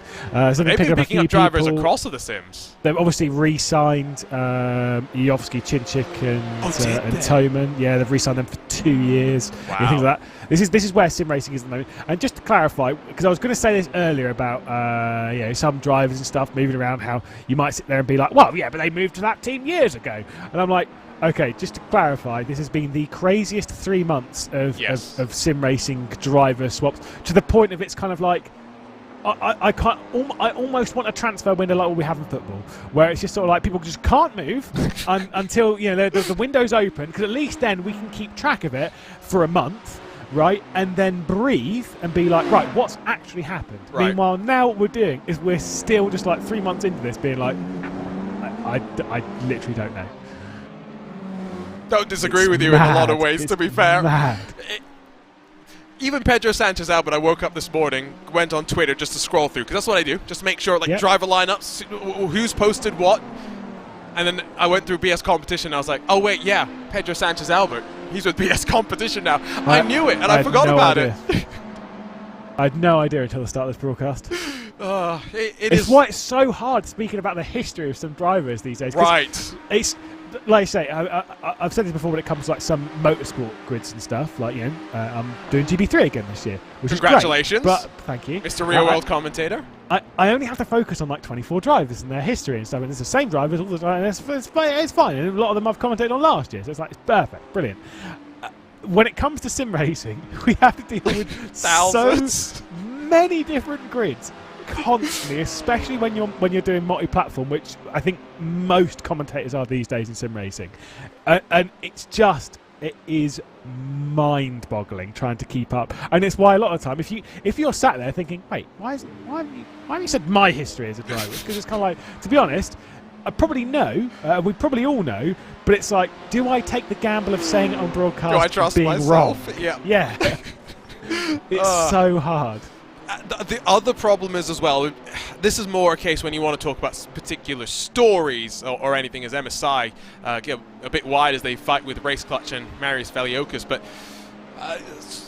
certain drivers have different memories of different events, if you understand what I'm saying here. And so if you're trying to tell a story of something that happened back in the day and one driver decides that that doesn't necessarily line up with their recollection of certain events, but yes, sim racing is always an interesting place as a commentator, trying to figure out how far can you stick your foot in the hole before it's going to eat you whole. Yeah, and I really like to just play with fire sometimes. I know. So, this is banner, isn't it? I mean, we're not getting us... No one's trying to cancel us just yet. We're not calling anyone the most hated driver in sim racing. But we know where our marks lie. Who is the most hated driver on this grid, though? On this I'm grid. I'm joking. Let's not. Let us. Well, you know who I think is probably one of the most popular lineups in the field? It's the Pablo duo. Yeah, probably. It's Pablo Lopez sharing a car with Pablo Castro. One of them wild, crazy, but delightful. One of them so cool, so calm, and also delightful. Which one's which? You tell me. Oh, I'm joking. I haven't ever met one of the Pablos in person. I have met one of them. So I've not met either. So you've got to go down to Brighton. Yeah, I know. again, it still gets me. I'm like, wait, Brighton? Are you serious? It's not even that far away. It's not. I've done the London to Brighton bike ride. And Wait, by the way, have you? I don't live in London. Yeah, I've done the London to Brighton. I did it in 2019. Impressed. Thank you. Did it 20 years after my dad did it. And, Wow. And felt all of the pain. Yes, I'm sure. Just probably double the pain that he felt as well. Are you saying that I'm fat and heavy? No, I'm just saying it's heavy. always worse than we do it. I'm definitely heavier than my dad. Yeah, but that's my experience. I used to do stuff like that. It was always worse when I did it than when I watched my dad do it. Yeah, I mean, no, my dad did it twice, but I couldn't do it with the second time because COVID. It's fine. Don't worry about it. It's fine. I'll do it again one year. So one day you'll come over to the UK, and then we'll do it as a group. I mean, that implies they're going to let me into the UK, which at least right now seems questionable. So we'll have to wait and see. That's a good point. Yeah, going very off topic. I got an email 2 days ago when I woke up, and it was one of those emails where you smile. It was UK Visa and Immigration Survey response requested. And I was like, oh, you want my response? You're going to get my response. It was cathartic. This is the battle for 21st position, ATRS Esports and Team PGZ. Remember, we have a big field of these GT3 machines, and Pablo GoPro Lopez down the inside of Gerald Hendrickson and grabs 21st spot away from that number 13. Yeah, big Apex written all over that car, and you kind of go, same as the Apex Racing team? No. I do quite like that livery though. Yeah, well, they used to actually be called the Apex Tech Racing Team. Now it's a little bit easier because they are ATRS Esports, and they're not a blue and white car. Yes, which does help. Thank goodness for that. Because if it was, I mean, if they changed the orange to blue, even with that livery, I'd be looking at it being like, is this like some weird off-brand Apex Racing Team car? Alas, no. I think when it comes to, we'll focus on the racing for a little bit. I think when it comes to racing, LMDH, obviously we're due another pit stop. They will be coming into the pit lane in 7 minutes? Roughly. There are some teams, obviously, that took less fuel, like Urano, for example, that we will be expecting into the pit lane in the next, 2, 3, 4 minutes, in that kind of period. And they'll be pitting roughly over the next 10. That's kind of where we're expecting most of these teams to come into the pit lane. The GT3s, they're done. They're able to go to the end of the race, so that's all well and good. Absolutely. On that left side, you can see the last pit stop lap just to kind of see how offset everyone is. The 92, the most offset of them all, pitted on lap number 30 did Dylan Shrivens. In terms of your leaders, though, a lap or two here and there. It's really the slightly shorter fill time out of the number 4 machine for Vlad Kimichev that will maybe see them come in a bit earlier and maybe sit for a bit longer than those behind. Bit of a rundown before we enter the pit stop cycle. It's Urano that lead. About 6 seconds clear of SRC Movano's 369, still with Eduardo Leo trying to chase down Kimichev. Pedro Sanchez Alba after putting it on pole and then getting in a bit of a tangle on pit exit after the first cycle of pit stops. Trying to fight his way back into contention, but finds himself 18 seconds off of your race leader. Apex Racing Team and Ben Fuller getting in front of the Apex Racing Academy car for Urano, Valkyrie, Wave Italy Racing, Race Clutch, and the Williams Esports Fanatec entries ran out the top 10 here in your LMDH class. Lewis, why don't you waltz us down through the GT3s as well? Always throwing me under the bus here, expecting me to know everything. Of course, hard mode still continuing to lead, but it is not easy right now. Team Redline keeping them very much company at the moment, as well as R8G doing a good job to close in. Speaking of teams closing in, it is a little bit earlier in the day to count out the Apex Racing Team. Kevin Ellis Jr. behind the wheel at the moment and is absolutely flying up to the top 3. Is that burning out tyres? What's happening there? Of course, we do know there was the issue in the opening stint where Luke McKeown didn't have any audio. So Kevin Ellis Jr. is firing all cylinders to try and count back against some of that. And then everyone's favourite BMW Team Fondue. No relation to BS competition, but we do love it. Valkyrie, who we know go well in this car as well. Struggling a little bit more in race pace, but they're still running inside that top 10. Then Urano, then the Apex Racing Team 97, BS Turner, and then a recent switch inside the top 10. The Apex Racing Team number 2 has just got past our large competition coming down to Sunset, and so the position switch sees them inside the top 10. I'm pretty sure I just heard an engine expire on pit lane. Tasty. We'll move swiftly on from that. I'm sure it would have been tasty in terms of getting some barbecues going here at Sebring. That's the rundown through both your classes. Remember, GT3 done and dusted in the pit stop cycle. Been an incident out on track that has involved Christian Lamella in that Stealth Black MSI Esports LMDH car. Let's see if we can pick up what happened to a team that we saw have success in this series in GT3 through the course of 2022. Now, has he forgotten to come in and fill fuel?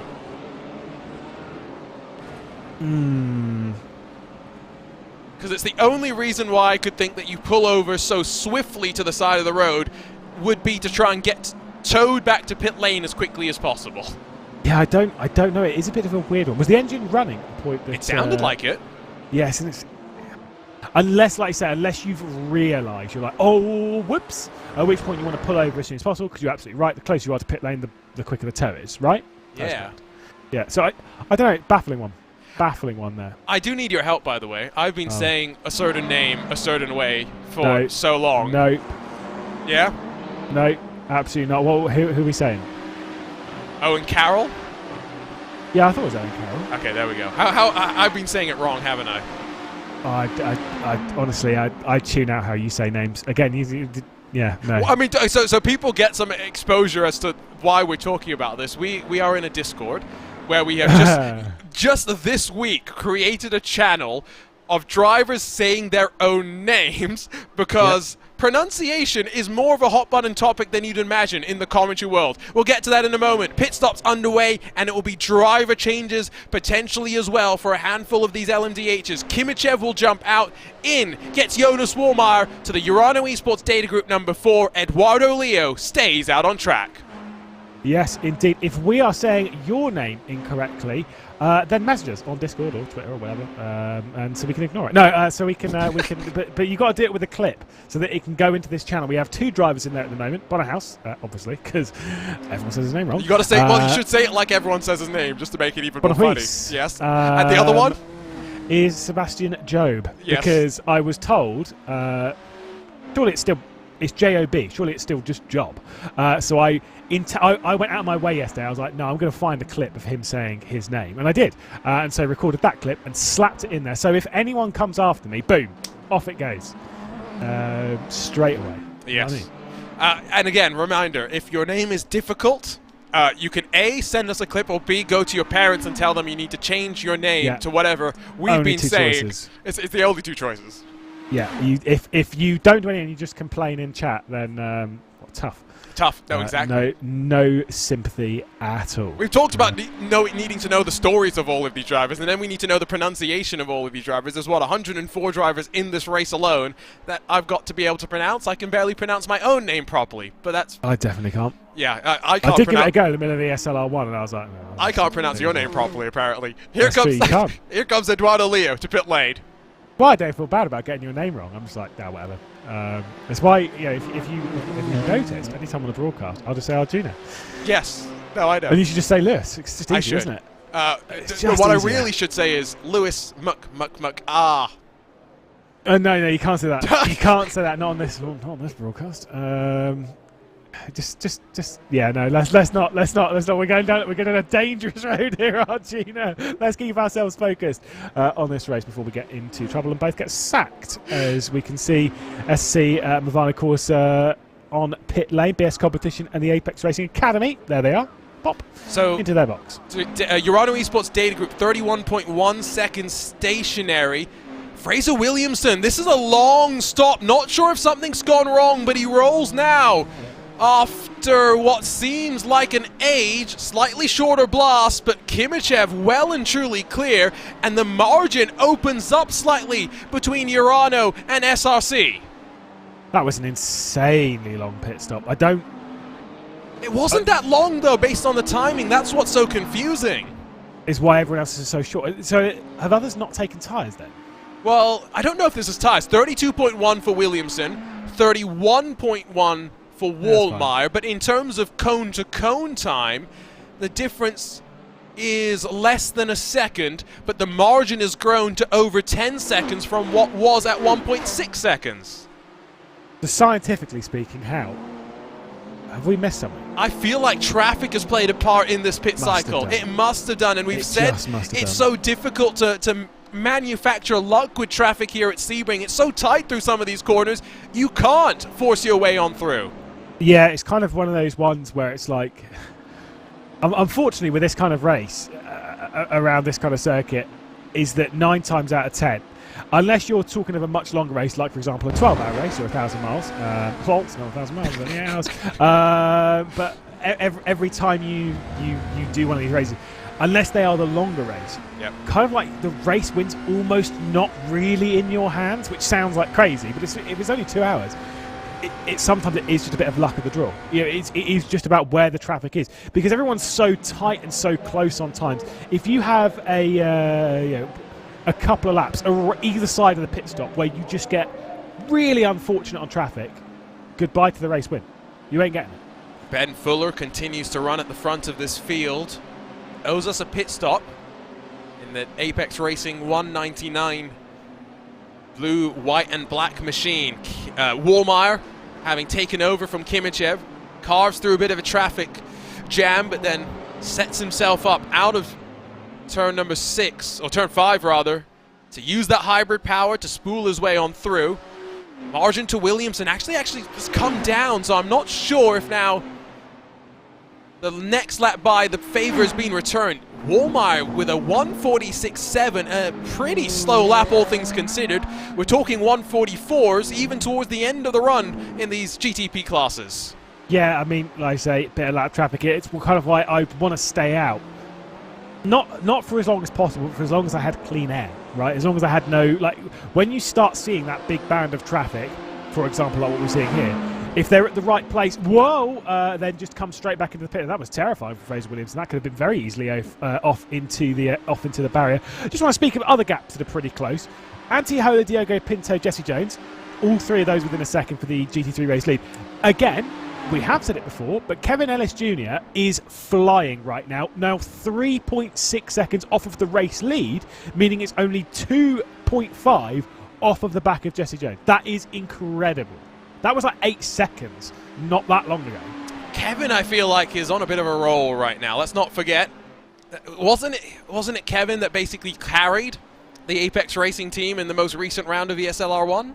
Yeah, pretty much. I mean, they had bits, they had a fair share of drama. Let's go with that. Yeah, no, and I feel like he's growing into his role right now this year, as, you know, stepping away from the World Championship scene to focus on maybe some other endeavors. It's all coming good for Kevin. Really flying, the only driver in the 159s in the GT3 class last time by, bringing the gap down to your leader under 4 seconds. When he entered the car, it was more than double that.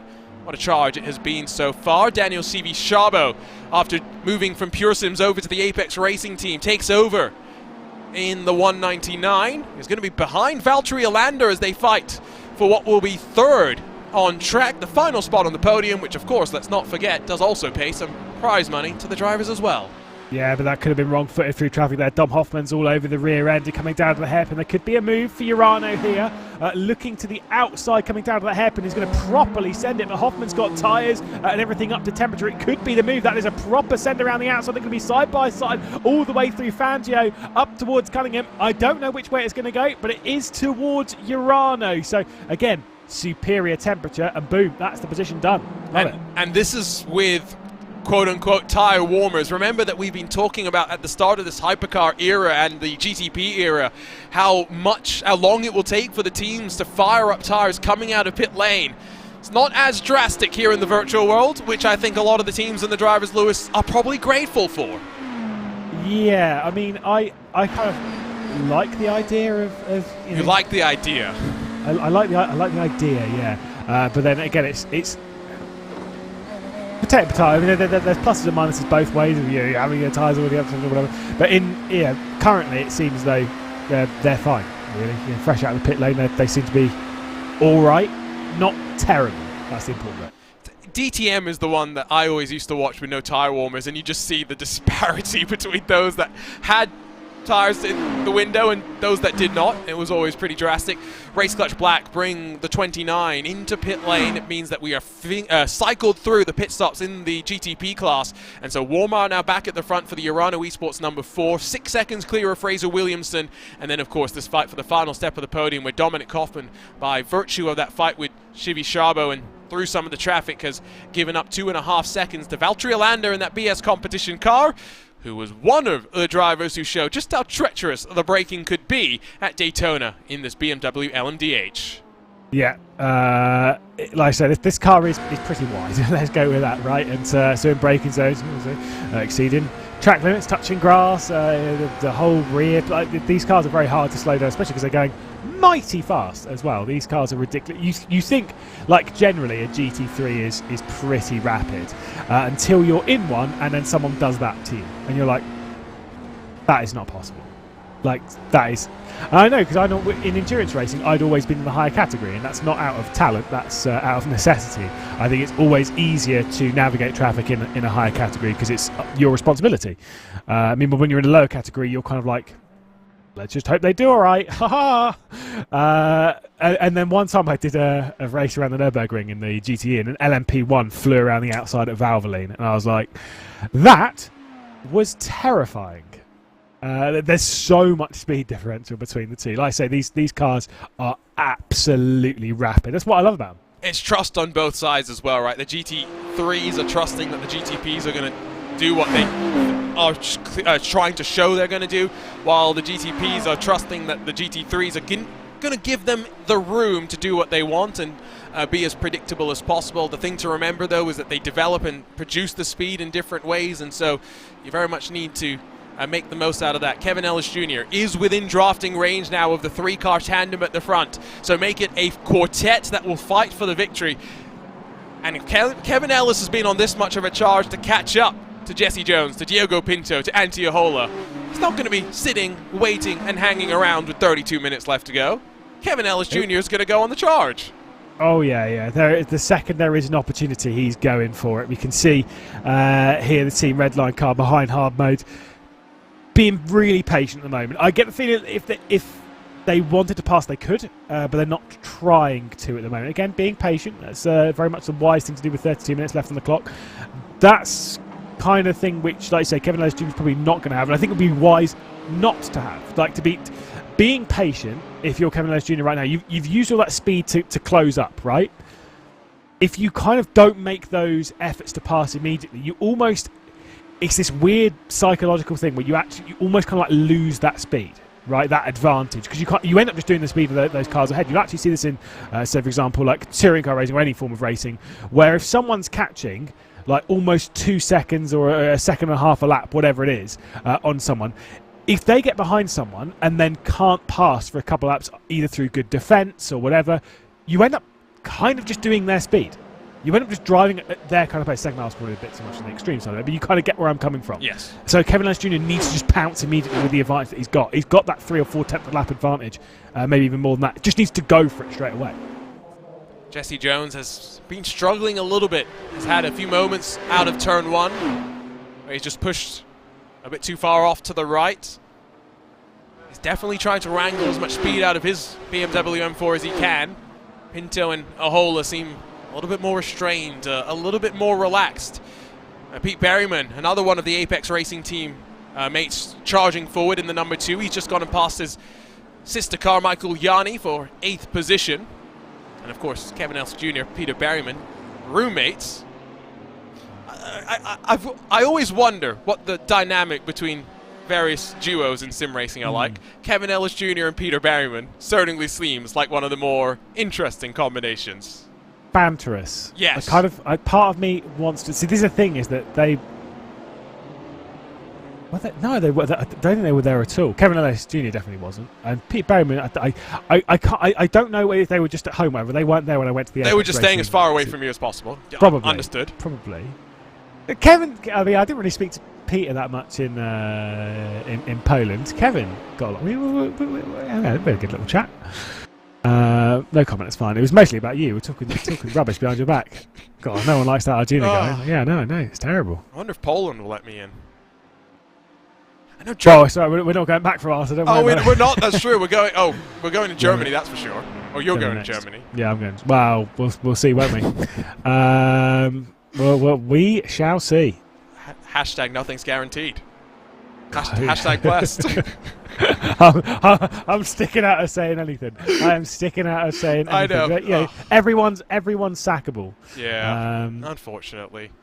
Well, unfortunately is a word, isn't it? Yeah. It depends who it is. It might be Arjuna. Boom. Yeah, get rid of Lewis for the next round. You're going to miss a couple of rounds of this championship, Lewis. And let's talk about the schedule very quickly at this point, because Jonas Warmar is pulling a gap at the front of LMDH. I don't think that's changing anytime soon.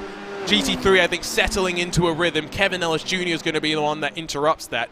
After this, we head over to America's National Park of Speed. We go to Road America, then over to the Nürburgring, a quick trip to Europe before we bounce back over to Watkins Glen, Spa, Fuji, Road Atlanta, everyone's favorite TBD, and then Suzuka. Of course, a lot of those tracks are familiar to us, outside of Fuji being the new introduction.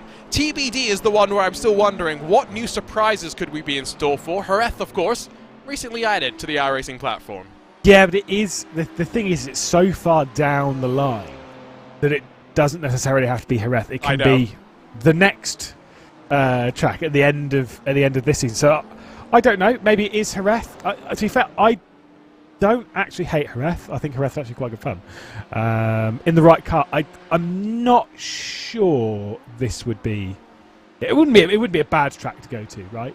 It's just not really that interesting for these. I want to go somewhere like interesting with Portimao, please.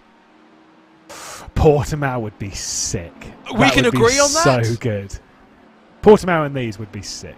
I just think Portimao is one of those tracks where, okay, maybe the racing isn't always great, but there's just so many corners on that track where I'm just like, this is a driver's track. You know, I've not driven Portimao in aggression in sim racing for 8 years. Oh my god, I'm old. No, 7. Did it in 2016. 2016. Are you're yeah. No. Yeah. I am rapidly approaching. I know this may not seem that long to you because you've been in commentary a lot longer than me, but I am rapidly approaching my 3-year anniversary of joining RaceSpot. Yeah. And it terrifies me. Oh yeah. No, I mean like I say, I've been on and off. I've been involved in sim racing for over 10 years now, and it is terrifying. It is. It's just how, like, you just think like 10 years is a long time, and I've seen like sim racing is a very, very different place now. Kind of to the point of like you don't actually necessarily realise until you go back and then look even 5 years ago. Even before COVID, think back to how different the sim racing has changed so much even in the last 12 months, Lewis.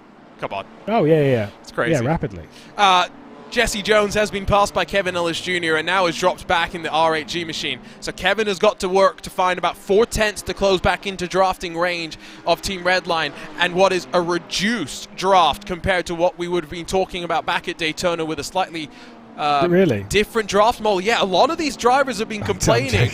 Lewis, and I complained about some of the whining on social media. It's going to change how we think about fuel saving as well moving forward. Remember, we'll land back up at Sebring next Saturday for the iRacing 12 Hours of Sebring.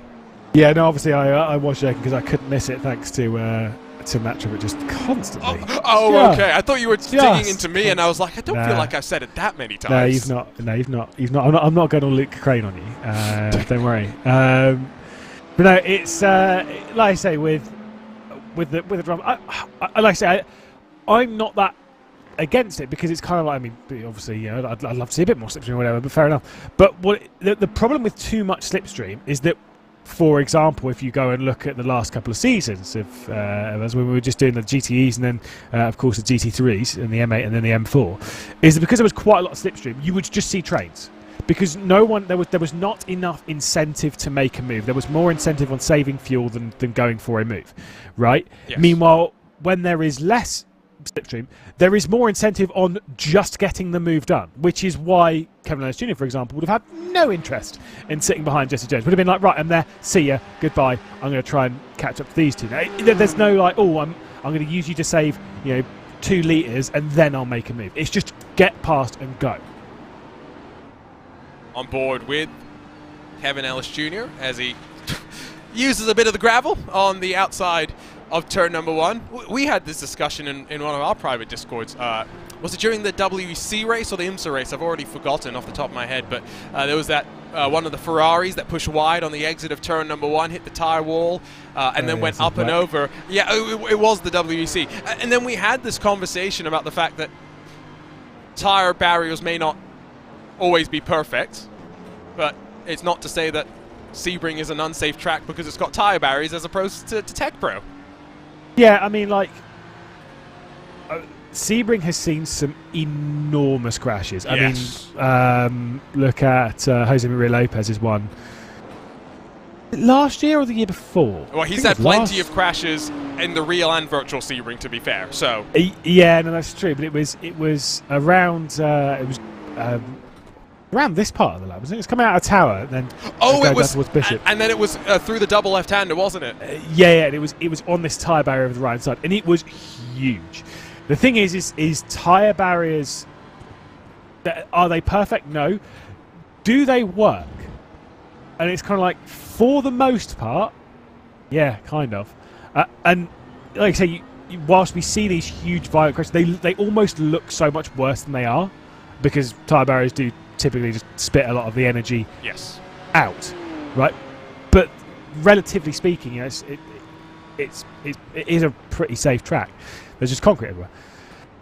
Yeah, but there's concrete everywhere on a street track, so you know, each their own. Well, yeah.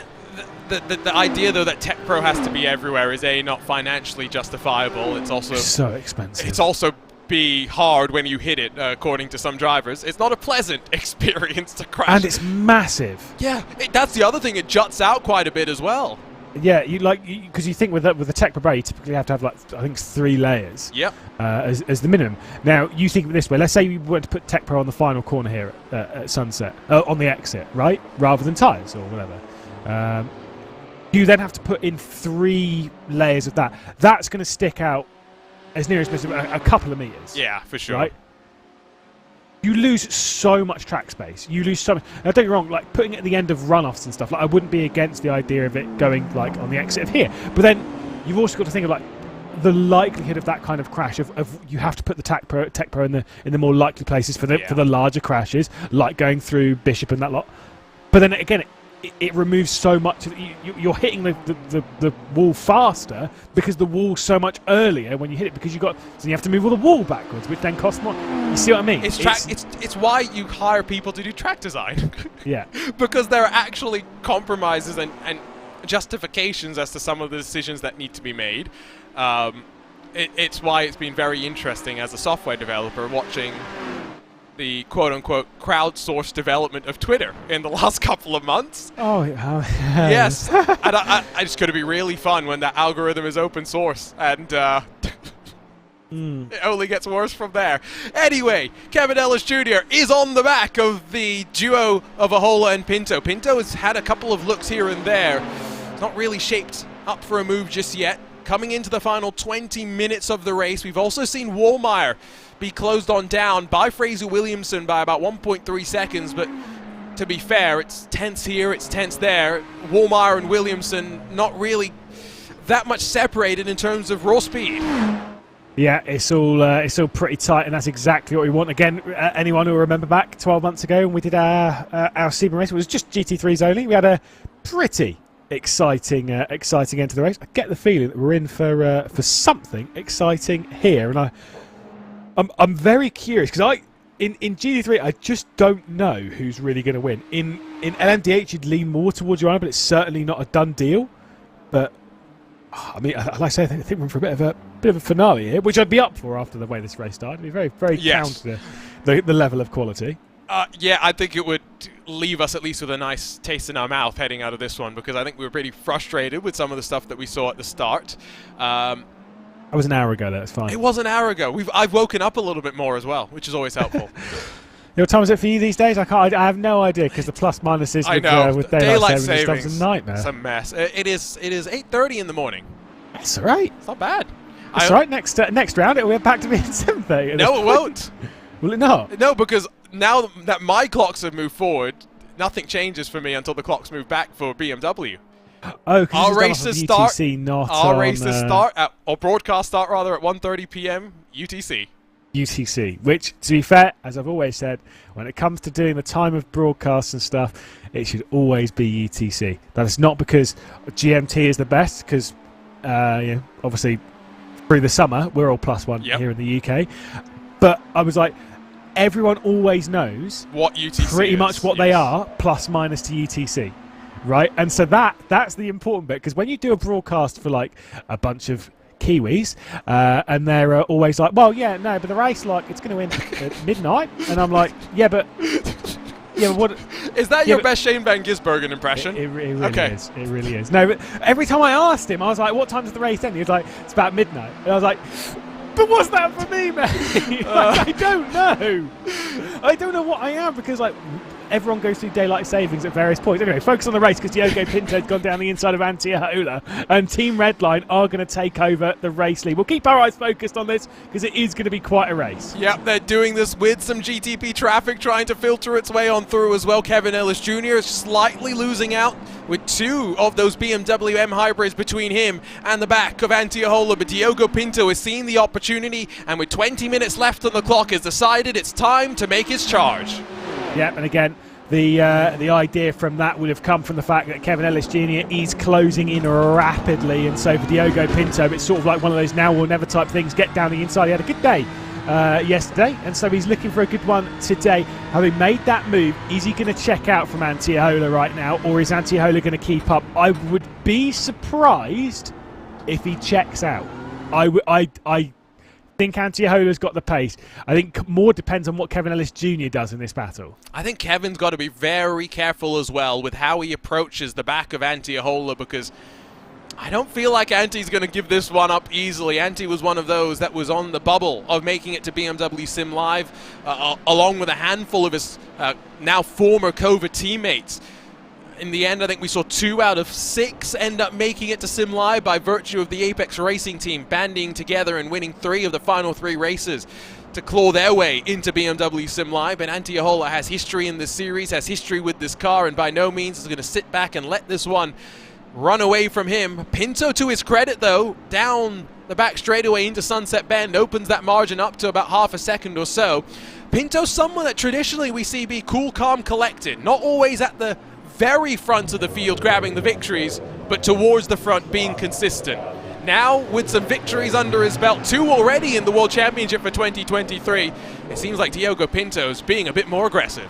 Yeah, honestly, I couldn't believe you said it on the broadcast. Ian Paul said it on the broadcast yesterday. It was his first main race victory. Could not believe that, because it's just he's a world champion. He didn't win a race for most of last season until he became a world champion, effectively. Exactly. This is the thing, is that this is what makes him such a good driver, is that his timings. He knows he doesn't have to win every single race. He's just here to hoover up points. But when it comes to those longer races, playing the longer game, that kind of like idea of not having to win every single race, that kind of like sprint race mentality comes in really, really handy, because you only make a move when you need to, and Diogo Pinto's timed that to perfection. Does not mean that this race is over at all. Antiola's going to keep him company. Kevin Ellis Jr. is there. It's 3 cars under a second, and when it comes to the fastest car in this trio, I don't think anyone would argue the fact that it is the Apex Racing team car that is 3rd in that line. Valkyrie lose a couple of spots, with Alexander Thieba and Peter Berryman getting 6th and 7th away from them. It's really in the GT3s where it's really chopping and changing right now. We were at one point also looking at a 3-way fight potentially for the final step on the podium in the LMDH, but Valtteri Alander still holds 2 seconds over Dominic Hoffman, who's cleared himself of Daniel Chivisciabo. Although, behind Chivisciabo, in the Apex Racing Academy 198 car, not someone that I would associate as needing any more education as to how to be quick in a prototype, Paddy Wolf, formerly of Veloce, is now in the Academy. Yeah, I mean, I think this is the thing, is that obviously the Apex Racing Team Academy, it's not just their academy drivers, yes. And that's how you should have it. You shouldn't have it as just your academy drivers. You need to have like a couple in there to kind of like teach. That's the point of an academy, and so that's kind of probably what Paddy Wolf is doing. But we'll have to wait and see. Speaking of the Apex Racing team, if there is going to be a move this time, there's a couple of little looks there from Kevin Ellis Jr., but not quite enough. Let's see what happened to Valkyrie. Was there contact from behind? Part of me says no, it wasn't aggressive enough in how that car snapped. No, that's contact. No. It just, I would have expected the car to have gone whoop and would have gone with contact, but no, that is 100% contact. Just complete miscommunication. And I kind of get the feeling Valkyrie. I mean, what can you do? Nothing. Yeah, no, I mean, that was Arthur Hook sending who was behind the wheel of the Valkyrie car? Jonathan Poulet. Back with your GT3 leaders, though, Pinto has used the traffic to his advantage, and it's all it really takes. That one chance to break the slipstream. It's 1.2 the margin as they head onto the anchors into Cunningham Corner, a very bumpy braking zone. Pinto rolls himself onto the power nice and tentatively.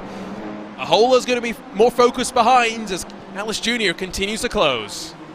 Yeah, again, the gap growing is the big problem there as we look a little bit further down. Again, speaking of three-car battles, we've got one here, Valkyrie trying to hang on from Urano, and the Apex Racer team straight down the inside. It's a big lunge at the moment, but it could work out all the way around the outside here, leaving the inside into Tower. It's not really one you want to send it down the inside, and Urano's going to hang on. BS Competition being very patient behind into a very sweeping right-hander onto the short run that builds you into the final sector of the lap.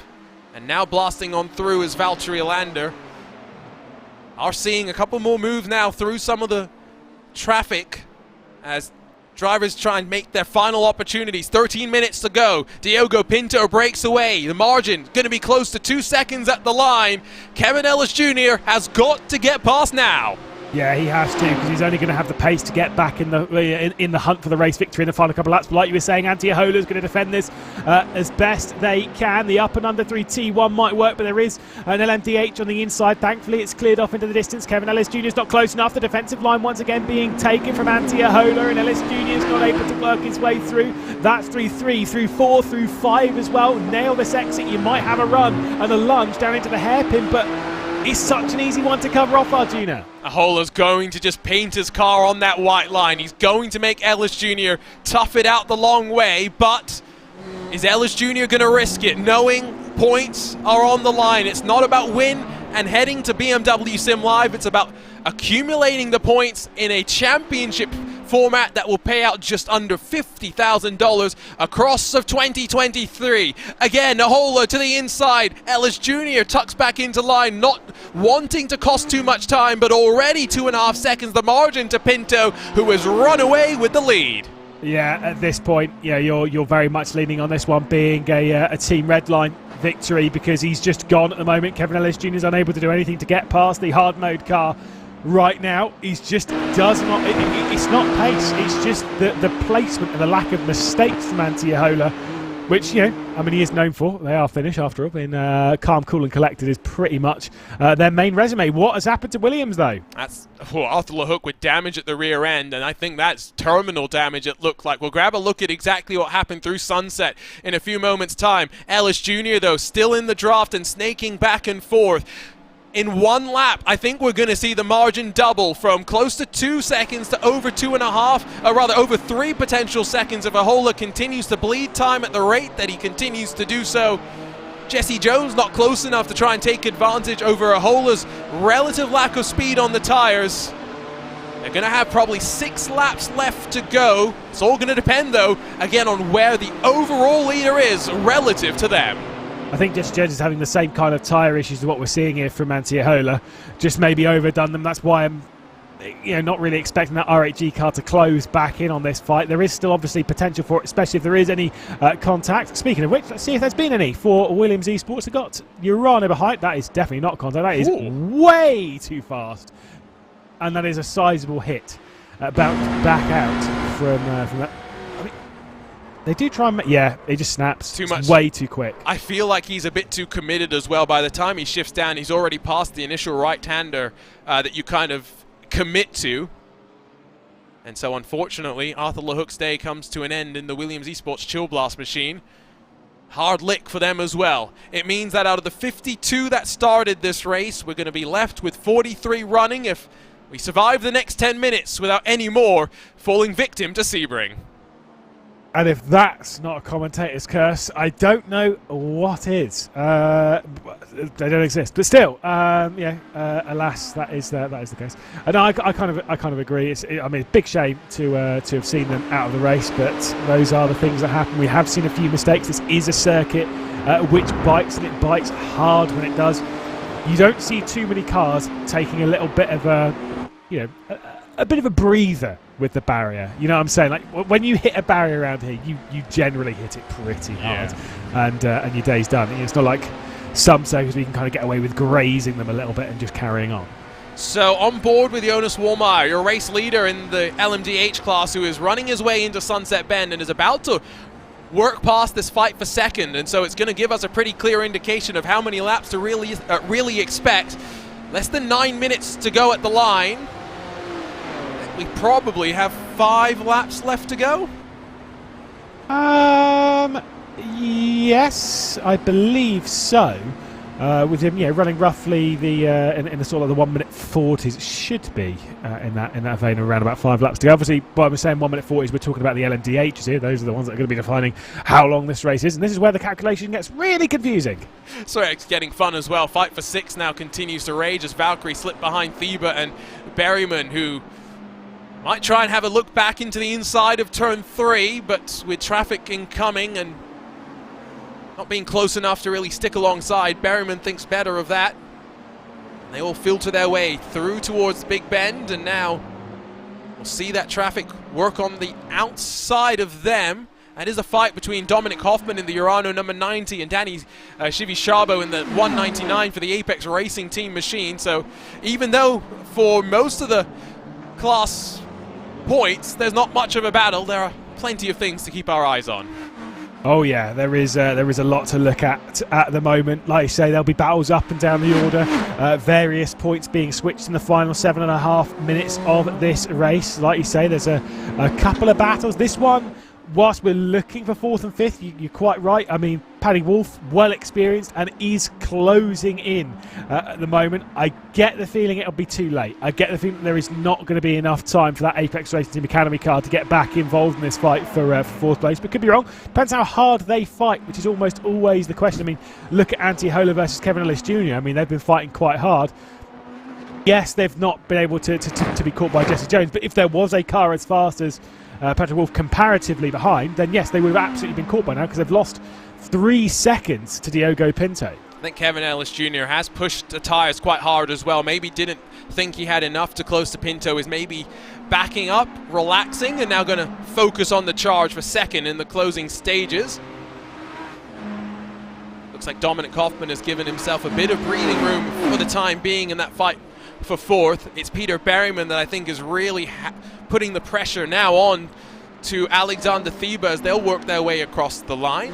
Berryman usually a bit more of an open wheel specialist, someone that we've seen have some success here in the past in some prototype machines as well. Not going to get past this time by 6 minutes left to go and time very much running out. Door Esports are down on pit lane. Now, is this an incident-related penalty or have they miscalculated on fuel? Yeah, turn Jack down. It could really be either at this point in the race, 50-50 really. I mean, the car looks okay. I think it's just fuel. Yes. I mean, if you've miscalculated 6 minutes, although to be fair, no, okay, let's correct that. You might not have miscalculated 6 minutes. You might just already know that you don't have that extra. You might as well just get it done as early as possible. But still, if you have miscalculated 6 minutes, I mean, whoops. Yeah, that's all I can say there. That was suboptimal. The thing that it also could be is there's a new iRacing auto fuel system. Maybe drivers trying to figure out exactly how that works. I was doing a race yesterday where someone came into pit lane and forgot to put any fuel in the car. And then did they blame it on the new? That's what I would do. Yeah, straight away. They did. Straight away, that's where I would go. I'd be like, oh, this new, it doesn't work. I didn't select it, but it doesn't work. Wasn't my fault. Exactly. Yes. It's, as you know, any chance you have to shift blame, you've got to go for it. Yeah, absolutely. I mean, we all know that racing drivers love a good excuse. Oh, yeah. Commentators love a good excuse as well. Yeah, I mean that's why I kept coming up with all the excuses in the little battles. Me and Luke kept having courtesy of you while I was getting some of them wrong. Loads of excuses. I like how you're throwing me under the bus when I was just following the run of show. I mean, some of the questions were just terrible. They were not the was most it well Florian designed. and Yannick? That I got a Word document before the segment, and that was it. To be well, clear. if it was Florian and Yannick, they were great questions. Yes, there you go. Great there questions. They're terrible. There you go. Nice. I know he pays the bills. It's fine. Yes, unfortunately, pays all of our bills. At the front of the field, still, by the way, it is Jonas Warmar, 6.5 seconds clear. I mean, didn't qualify at the front, but quietly worked their way forward in the first stint, and after the short pit to gain track position, Jonas Warmar and indeed the entirety of that Urano number 14 with the strategy call have never looked back. Nope, and they're looking insanely strong. As you know, let's be honest, Walmeyer, Vlad Kimachev, the Urano did so well back in Daytona. And I said at the start of the broadcast, I didn't think they were going to do quite as well. Now they've not done quite as well because they've not got a 1-2 and they're not winning in GT. But let's be honest, it's very impressive. It is very. They know the brand new car, the BMW M Hybrid. They know it very well this early, and it is incredibly impressive to see. Yes, and they set the expectations high, right, with a double victory in round number 1. I mean, that's the kind of thing that you'd like to build to and eventually get. They've achieved the maximum success, and now they're trying to hit that mark every single round. It's not going to happen, but at least they've shown today with a slightly diminished effort in terms of numbers, I think, relative to what we saw in round number 1, that they can still have that same level of speed and still have the ability to figure it out in terms of the pits and the strategies, which may be more important than I think a lot of people realized, given what we've seen over the course of now what's going into our 4th year of BMW competition here on the iRacing platform. Kevin Ellis Jr. has been reluctant to really make a move here. I'm curious as to whether he's just run out of car. I think so. I think there might have been, like I say, I think you're absolutely right earlier on when you were saying that he might have burnt his tyres out trying to close, and that might just be it. So yeah, again, we'll have to wait and see if he can breathe some fresh life into him. But he's not got long. He's only got a lap and a half left to go. I just wanted to speak very quickly in the LMBH. Speaking of the championship, by the way, because it would still be in the because obviously it's a drivers' championship. It would still be at the moment Vlad Kimachev leading the championship, courtesy of having had the fastest lap back in Daytona. They don't have the fastest lap in this race at the moment. That is going to BS competition, so the extra bonus point for that, which means that it will just be 25 points apiece for the Urano Esports Data Group, Gio, Jonas Warmar and Vlad Kimachev, meaning that the lead will still be held by Vlad Kimachev. Speaking of Urano, by the way, and their prowess in this car, the 90 has gone from 17th to 4th. I still just, I mean, yeah, I know it's been dramatic and all that stuff, but that baffles me. 2 laps to go, by the way, because Walmart crossed the line with about 1 minute and 52 seconds to go. Now, this is Ralph Benitez in the Wave Italy Racing Team car on the outside of Tower Corner. It's hit the wall, I think. Who has hit the wall, broken the suspension, and taken a tow back to pit lane. Ellis Jr. starting to shape up, and we know now with 2 laps to go to try and find his way up to second after a charge back up the field after McEwen's technical issues. Ellis Jr. is alongside, has set himself up out of the final corner to be brave into turn number 1. Will he try and cut back? Will he try and hang it around the outside? Decides to try and be smarter and beautifully executes it. 3 wide with the Urano car flying on past, but Kevin Ellis Jr. late on the brakes and up to second spot. Yep, that was pretty impressive, but it's not done. Antiola straight back down the inside, probably overdone it there going into T5, and somehow has managed to get his way straight back through. That was very well read from Kevin Ellis Jr. He saw that one coming. It could have very easily been a crash between the two of them, dragging even R8G back into the podium fray with that. That was very dangerous indeed. But Antiola now hanging on to second position. Once again, the up and under potentially coming from the Apex Racing Team as they head their way all past Fangio up towards Cunningham. Is there going to be a move? I think the Apex Racing Team is not close enough. Your race leader is onto the final lap of the races. Jonas Wallmeyer works his way through the opening sector of the lap. Williams Esports, both the Razor and the BenQ GT3 machines, also needing splash and dashes at the end. Is this what we're in store for through the rest of the BMW M SIM Cup season, with strategy proving that some teams unable to make it in GT3 on just one stop? Yeah, like I say, it's miscalculations from some. Some obviously came in a little bit earlier. They would have taken potentially not a full tank. They might have burnt a little bit too much. They might not have been paying too much attention. This is exactly what we were saying. Is because there are sometimes where you might go a lap further than you expect. For these two, they might actually be going for a lap longer than they'd already calculated. Because obviously this is not the final lap for them. They will be going on to another lap after this, and they might have been calculating it -1 lap from this point. I don't think they would have done, but it is the potential. Well, I wonder if potentially that's why Ahola had to be a little bit more fuel-saving minded, and that's why Pinto was able to break away. Ahola's on pit lane! Ahola, with the short fill, has cost himself the chance for a podium. Ellis Jr. will sail through to second, but we did wonder if some of the teams, if some of the drivers had cut themselves too close, if they'd flown too close to the sun. The wings are burned on the hard mode 995. Ahola's gonna drop outside of the top 10, but no such worries at the front of the field for Jonas Wallmeyer and for Vlad Kimichev. It's 2 for 2 for Urano Esports after working their way forward with a strategy gamble. Wallmeyer and Kimichev grabbed the victory in round 2 of the BMW M SIM Cup here at the Sebring International Raceway. Yeah, a few drag races up towards the line as well, but that is very, very impressive.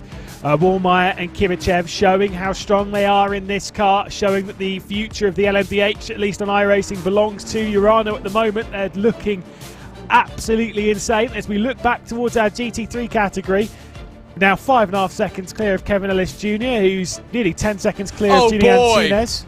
Just chilling. Sorry, more drama here, Lewis, in terms of fuel, because you want to know how close some of these teams were cutting it. While we wait for Pinto to come across the line, grab a look at this replay for Alexander Thieber. Behind him, I love this angle. I know, behind him, his teammate coming across the line to win the race. Alexander Thieber runs out of fuel into turn number 1 on his final lap. No words. No words. That is a solid F. Great camera angle, though. Nice one. But no, I'm joking. Yeah, that's painful. That is painful. Like I said, to have been that close. No, you wanted to lift out more, but still, here comes Redline. Redline came so close 12 months ago here at the Sebring International Raceway. Phil Denez was not to be denied with the last lap physical pass, but Diogo Pinto played the game to perfection and waltzed his way clear when the time came. Pinto and Lullum victorious in round 2 of the BMW M SIM Cup. Redline back on top in the world of BMW esports. Yep, that is that'll feel quite good indeed. You know, to take the victory in the class. I mean, it was just a solid drive, and again, perfect timing from Diogo Pinto. Got to say, big shout outs to the Apex Racing team, both Kevin Ellis Jr.'s pace to close back up, and then Luke McEwen's audio issues earlier on as well. It's been an impressive day for some, less so for others, especially when it comes down to miscalculating the fuel numbers. I'm just wondering now as well, Sebring's not one of those tracks where traditionally I'd expect it to be that difficult to make an hour, because you're not full throttle relative to some of the other tracks. If you're struggling to make it an hour here, was it just flying too close to the sun and being a little bit too brave, Lewis, or is this now going to be a concern heading to somewhere like Road America, where it's going to be a pretty similar sort of fuel mileage game to what we saw here today? Yeah, of course, Road America's got the issues when it comes to straights. Say issues, it is what it is. But you'll be able to sit in those slipstream trains. I know that the draft isn't quite as strong, but you'll be able to sit behind. You'll be able to save fuel. You'll be able to kind of like work on that a little bit more. Obviously, more so towards the BMW M4 GT3 rather than the BMW M hybrid. So. Yeah, fuel games will be a big part of it when it comes down to Road America, but I'm sure the opening portion of the race, especially that first pass through traffic, will be just as dramatic as what we saw here today. Hopefully not as dramatic. Maybe we can be left with a little bit more sanity with some of the drivers. Let's take a look at the results, starting with the LMDH. Remember, unofficial race control will have, I'm sure, plenty to say about this race. Post-race penalties. The drivers will be updated. They have the chance to appeal as well. Here's a look, though, at the results. Urano in front of SRC Movano Corsa as Urano make it 2 for 2. BS Competition at least grab a podium after Pedro Sanchez Albert put it on pole position for his second consecutive pole in the series. Valtteri Alanda brings it to the line just in front of Dominic Hoffman. Great recovery drive from that number 90 machine to gain 13 positions on the day. The Apex Racing team able to claw its way in front of the Academy car with Williams Esports Fanatec in front of Race Clutch Black, the Urano Esports Huawei entry, and then the Valkyrie number 21, while down in 11th it's Race Clutch's number 31 in front of its number 15 and in front of its number 25. The trio of Race Clutch cars 11th through 13th with Williams Esports Playseat involved in the shenanigans on lap 1, able to stay on the lead lap at the very least with Thomas Petitjean for Monaco Esports, the last car scored on the lead lap. Obsidian Racing and Pablo Espez 16th with the Outlaw Racing team in 17th, and Wave Italy all scored 1 lap down with Yaltain in the second of the BS Plus competition entries, 2 laps adrift. Arthur LeHook scored 8 laps down in the Williams Esports Chill Blast car, but at least in front of MSI, Outlaws, Race Clutch, and then Arnage, the 24 that started in LMDH. Over to the GT3s where Diogo Pinto for Team Redline puts them back on top. It was a surprise not to see them grab the victory at Daytona again. The streak comes to an end, but Pinto puts Redline and Lulham back into victory lane. Ellis Jr. with a remarkable drive through the second half of the race to put himself and Apex back into contention, but ultimately it was maybe an unnecessary recovery drive. BMW Team Fondue able to grab 3rd position in front of both hard mode and the RAG Esports number 18 machine, with Jesse Jones having to really manage the fuel, but it turned out Antiahola's gamble to come down onto pit lane onto the last lap worked out better than the number 18 machine. Apex and Valkyrie classifies as the last cars on the lead lap with Urano, Apex, and BS Turner through the top 10. It'll be Arnage, Team PGZ, the Apex Racing team, Urano, second Team PGZ car, as well as Mag Performance, SRT, ASR Able, Texaco Racing, Door Esports, and the Williams Esports Razor cars that make it through the top 20 in class, with 8 more to talk about. Purple Snake Racing, ATRS, Williams Esports, BenQ, Wave Italy Racing Team, Delatraz Automotive, and then 2 Team Redline cars sandwiching the Pure Sims Esports and Privateer entry. Both Tom Burns and Gianni Vecchio with technical issues here today. We'll work our way over then to some post-race interviews where Lewis McLeod is standing by with race winners from Urano Esports, Jonas Wolmar in victory lane. Yeah, we don't have Vlad Kimachev, so we'll have to just deal with Jonas Wolmar. Back into the interview booth again. What a race! Talk us through that one. Talk us through some of the strategy. I mean, the feeling's got to be very high right now. Very positive. Yeah, hello guys. Hello again. Yeah, our race was flawless drive from both Vlad and me. We had no issues at all. We really survived the traffic. Traffic was insane today. Sometimes you lose 3 seconds, sometimes you gain 2. But I think the race was really in our favor today. And yeah, quite happy that we won, of course. Now, when it comes to taking a win, do you think that is, forgive me, but do you think that's mostly down to your pace, or do you think some of it comes from the drama? Because obviously you did qualify a little bit further down, 5th place, and it's still not that low. But do you think some of it came from just the drama that was happening, a lot of the teams and stuff being taken out, or was it just your pace and strategy? Well, I think both. We had many teams had little incidents. I think Mivano got a little incident as well on the pit exit. And we were just lucky that we survived everything. And I think BS Competition had an incident as well. So if this incident didn't happen, they would be up front as well. So way closer. And yeah, of course, our pace was really good. Thank you to our guys. We really practiced hard this week to get the car on speed. And I think it was like a mix of both. Driving and surviving and pace, but yeah, was good. And last question, as we don't have Vlad in here, I'll ask you another one. When it comes down to your pace, as a team, your pace and your strategy and your knowledge of this car, Can you keep this up? Obviously, going on to the next round in a little while's time, you've come into this in round 2 extremely strong. Do you genuinely feel that you can keep this up all the way through the year? Because it seems that you just can't stop winning in this car. Well, yeah. I mean, the competition is so close. I mean, we saw it in quali. We got P5, and yeah, it's so close, and yeah, it's hard to keep it up. But we really, yeah, are motivated to keep it up and to keep the momentum going. So, of course, we try to win the next race as well. But as I said, the competition is so high, everything can happen, and yeah, we will see. We keep pushing. Well, Jonas Wallmeyer, thank you so much. Vlad Kimachev as well, teammate victorious here today. We'll let you jump off. Yeah, thank you. Go on, Gina. We go from Jonas Wallmeyer to the drivers that were trying to chase him down. Let's talk with Eduardo Leo and Fraser Williamson. We'll talk to Eduardo first. Eduardo, first time we talked to you on RaceSpotTV. How crazy was it with the traffic in your mind as you were trying to chase down Pedro Sanchez Albert? Yeah, that was an hell of a race. Yeah, good afternoon, guys, everyone. It was really tense, like almost the first time fighting at the very top of this field. It was an insanely good field. I had to sweat my way into the traffic. It was very tense, but yeah, my teammates and I really managed it well, also with the fuel. Unfortunately, Urano got something more than us today, but still we are very, very, very satisfied with the P2. It's an amazing result for the team, and we did a mega race. And Fraser, I'll come over to you. You have so much experience at this track across so many different prototype cars. How are you feeling heading into next week's 12 Hours of Sebring with this brand new BMW M Hybrid? I'll be honest, I did not know it was next week. Man, after today, very good. I don't think my pace was exactly there. Thankfully, it don't give me such a large gap to work with, but another week of practice and hopefully better practice than this, and we should be competitive.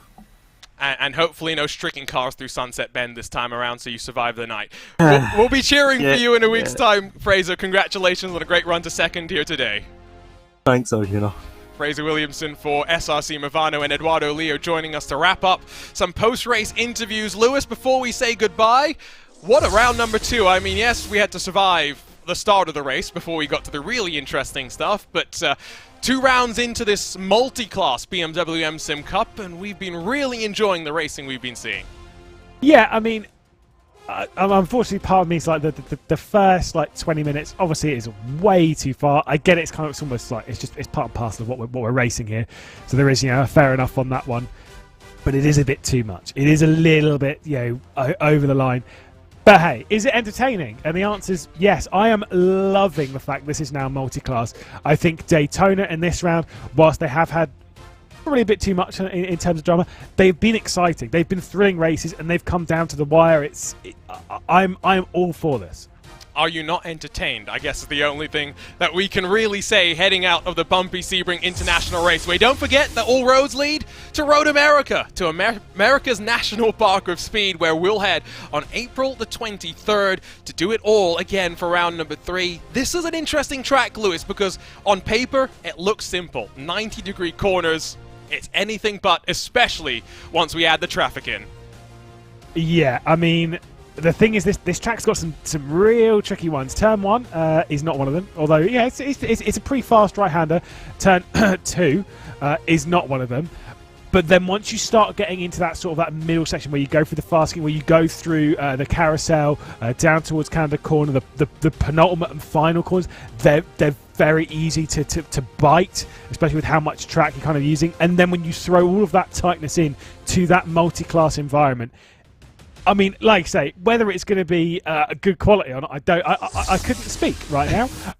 But is it going to be entertaining? And I think we can almost guarantee yes. We can almost guarantee that there is going to be some sort of racing at Road America. The question will be, how good is it going to be? We think it's going to be a lot of fun, and we hope that you'll join us. Remember, plenty more activity to come on this road to the end of the BMW M SIM Cup. We had plenty of racing today, and don't forget, you can be a part of all the fun. Just head over to iRacing.com, where new memberships are 40% off every day of the week. You can get started on your road to the BMW M SIM Cup. For now, though, we bid farewell to the Sunshine State. First it was Daytona, now it's Sebring that has seen the BMW M SIM Cup bring the M Hybrid V8 and the M4 GT3 into multi-class battles.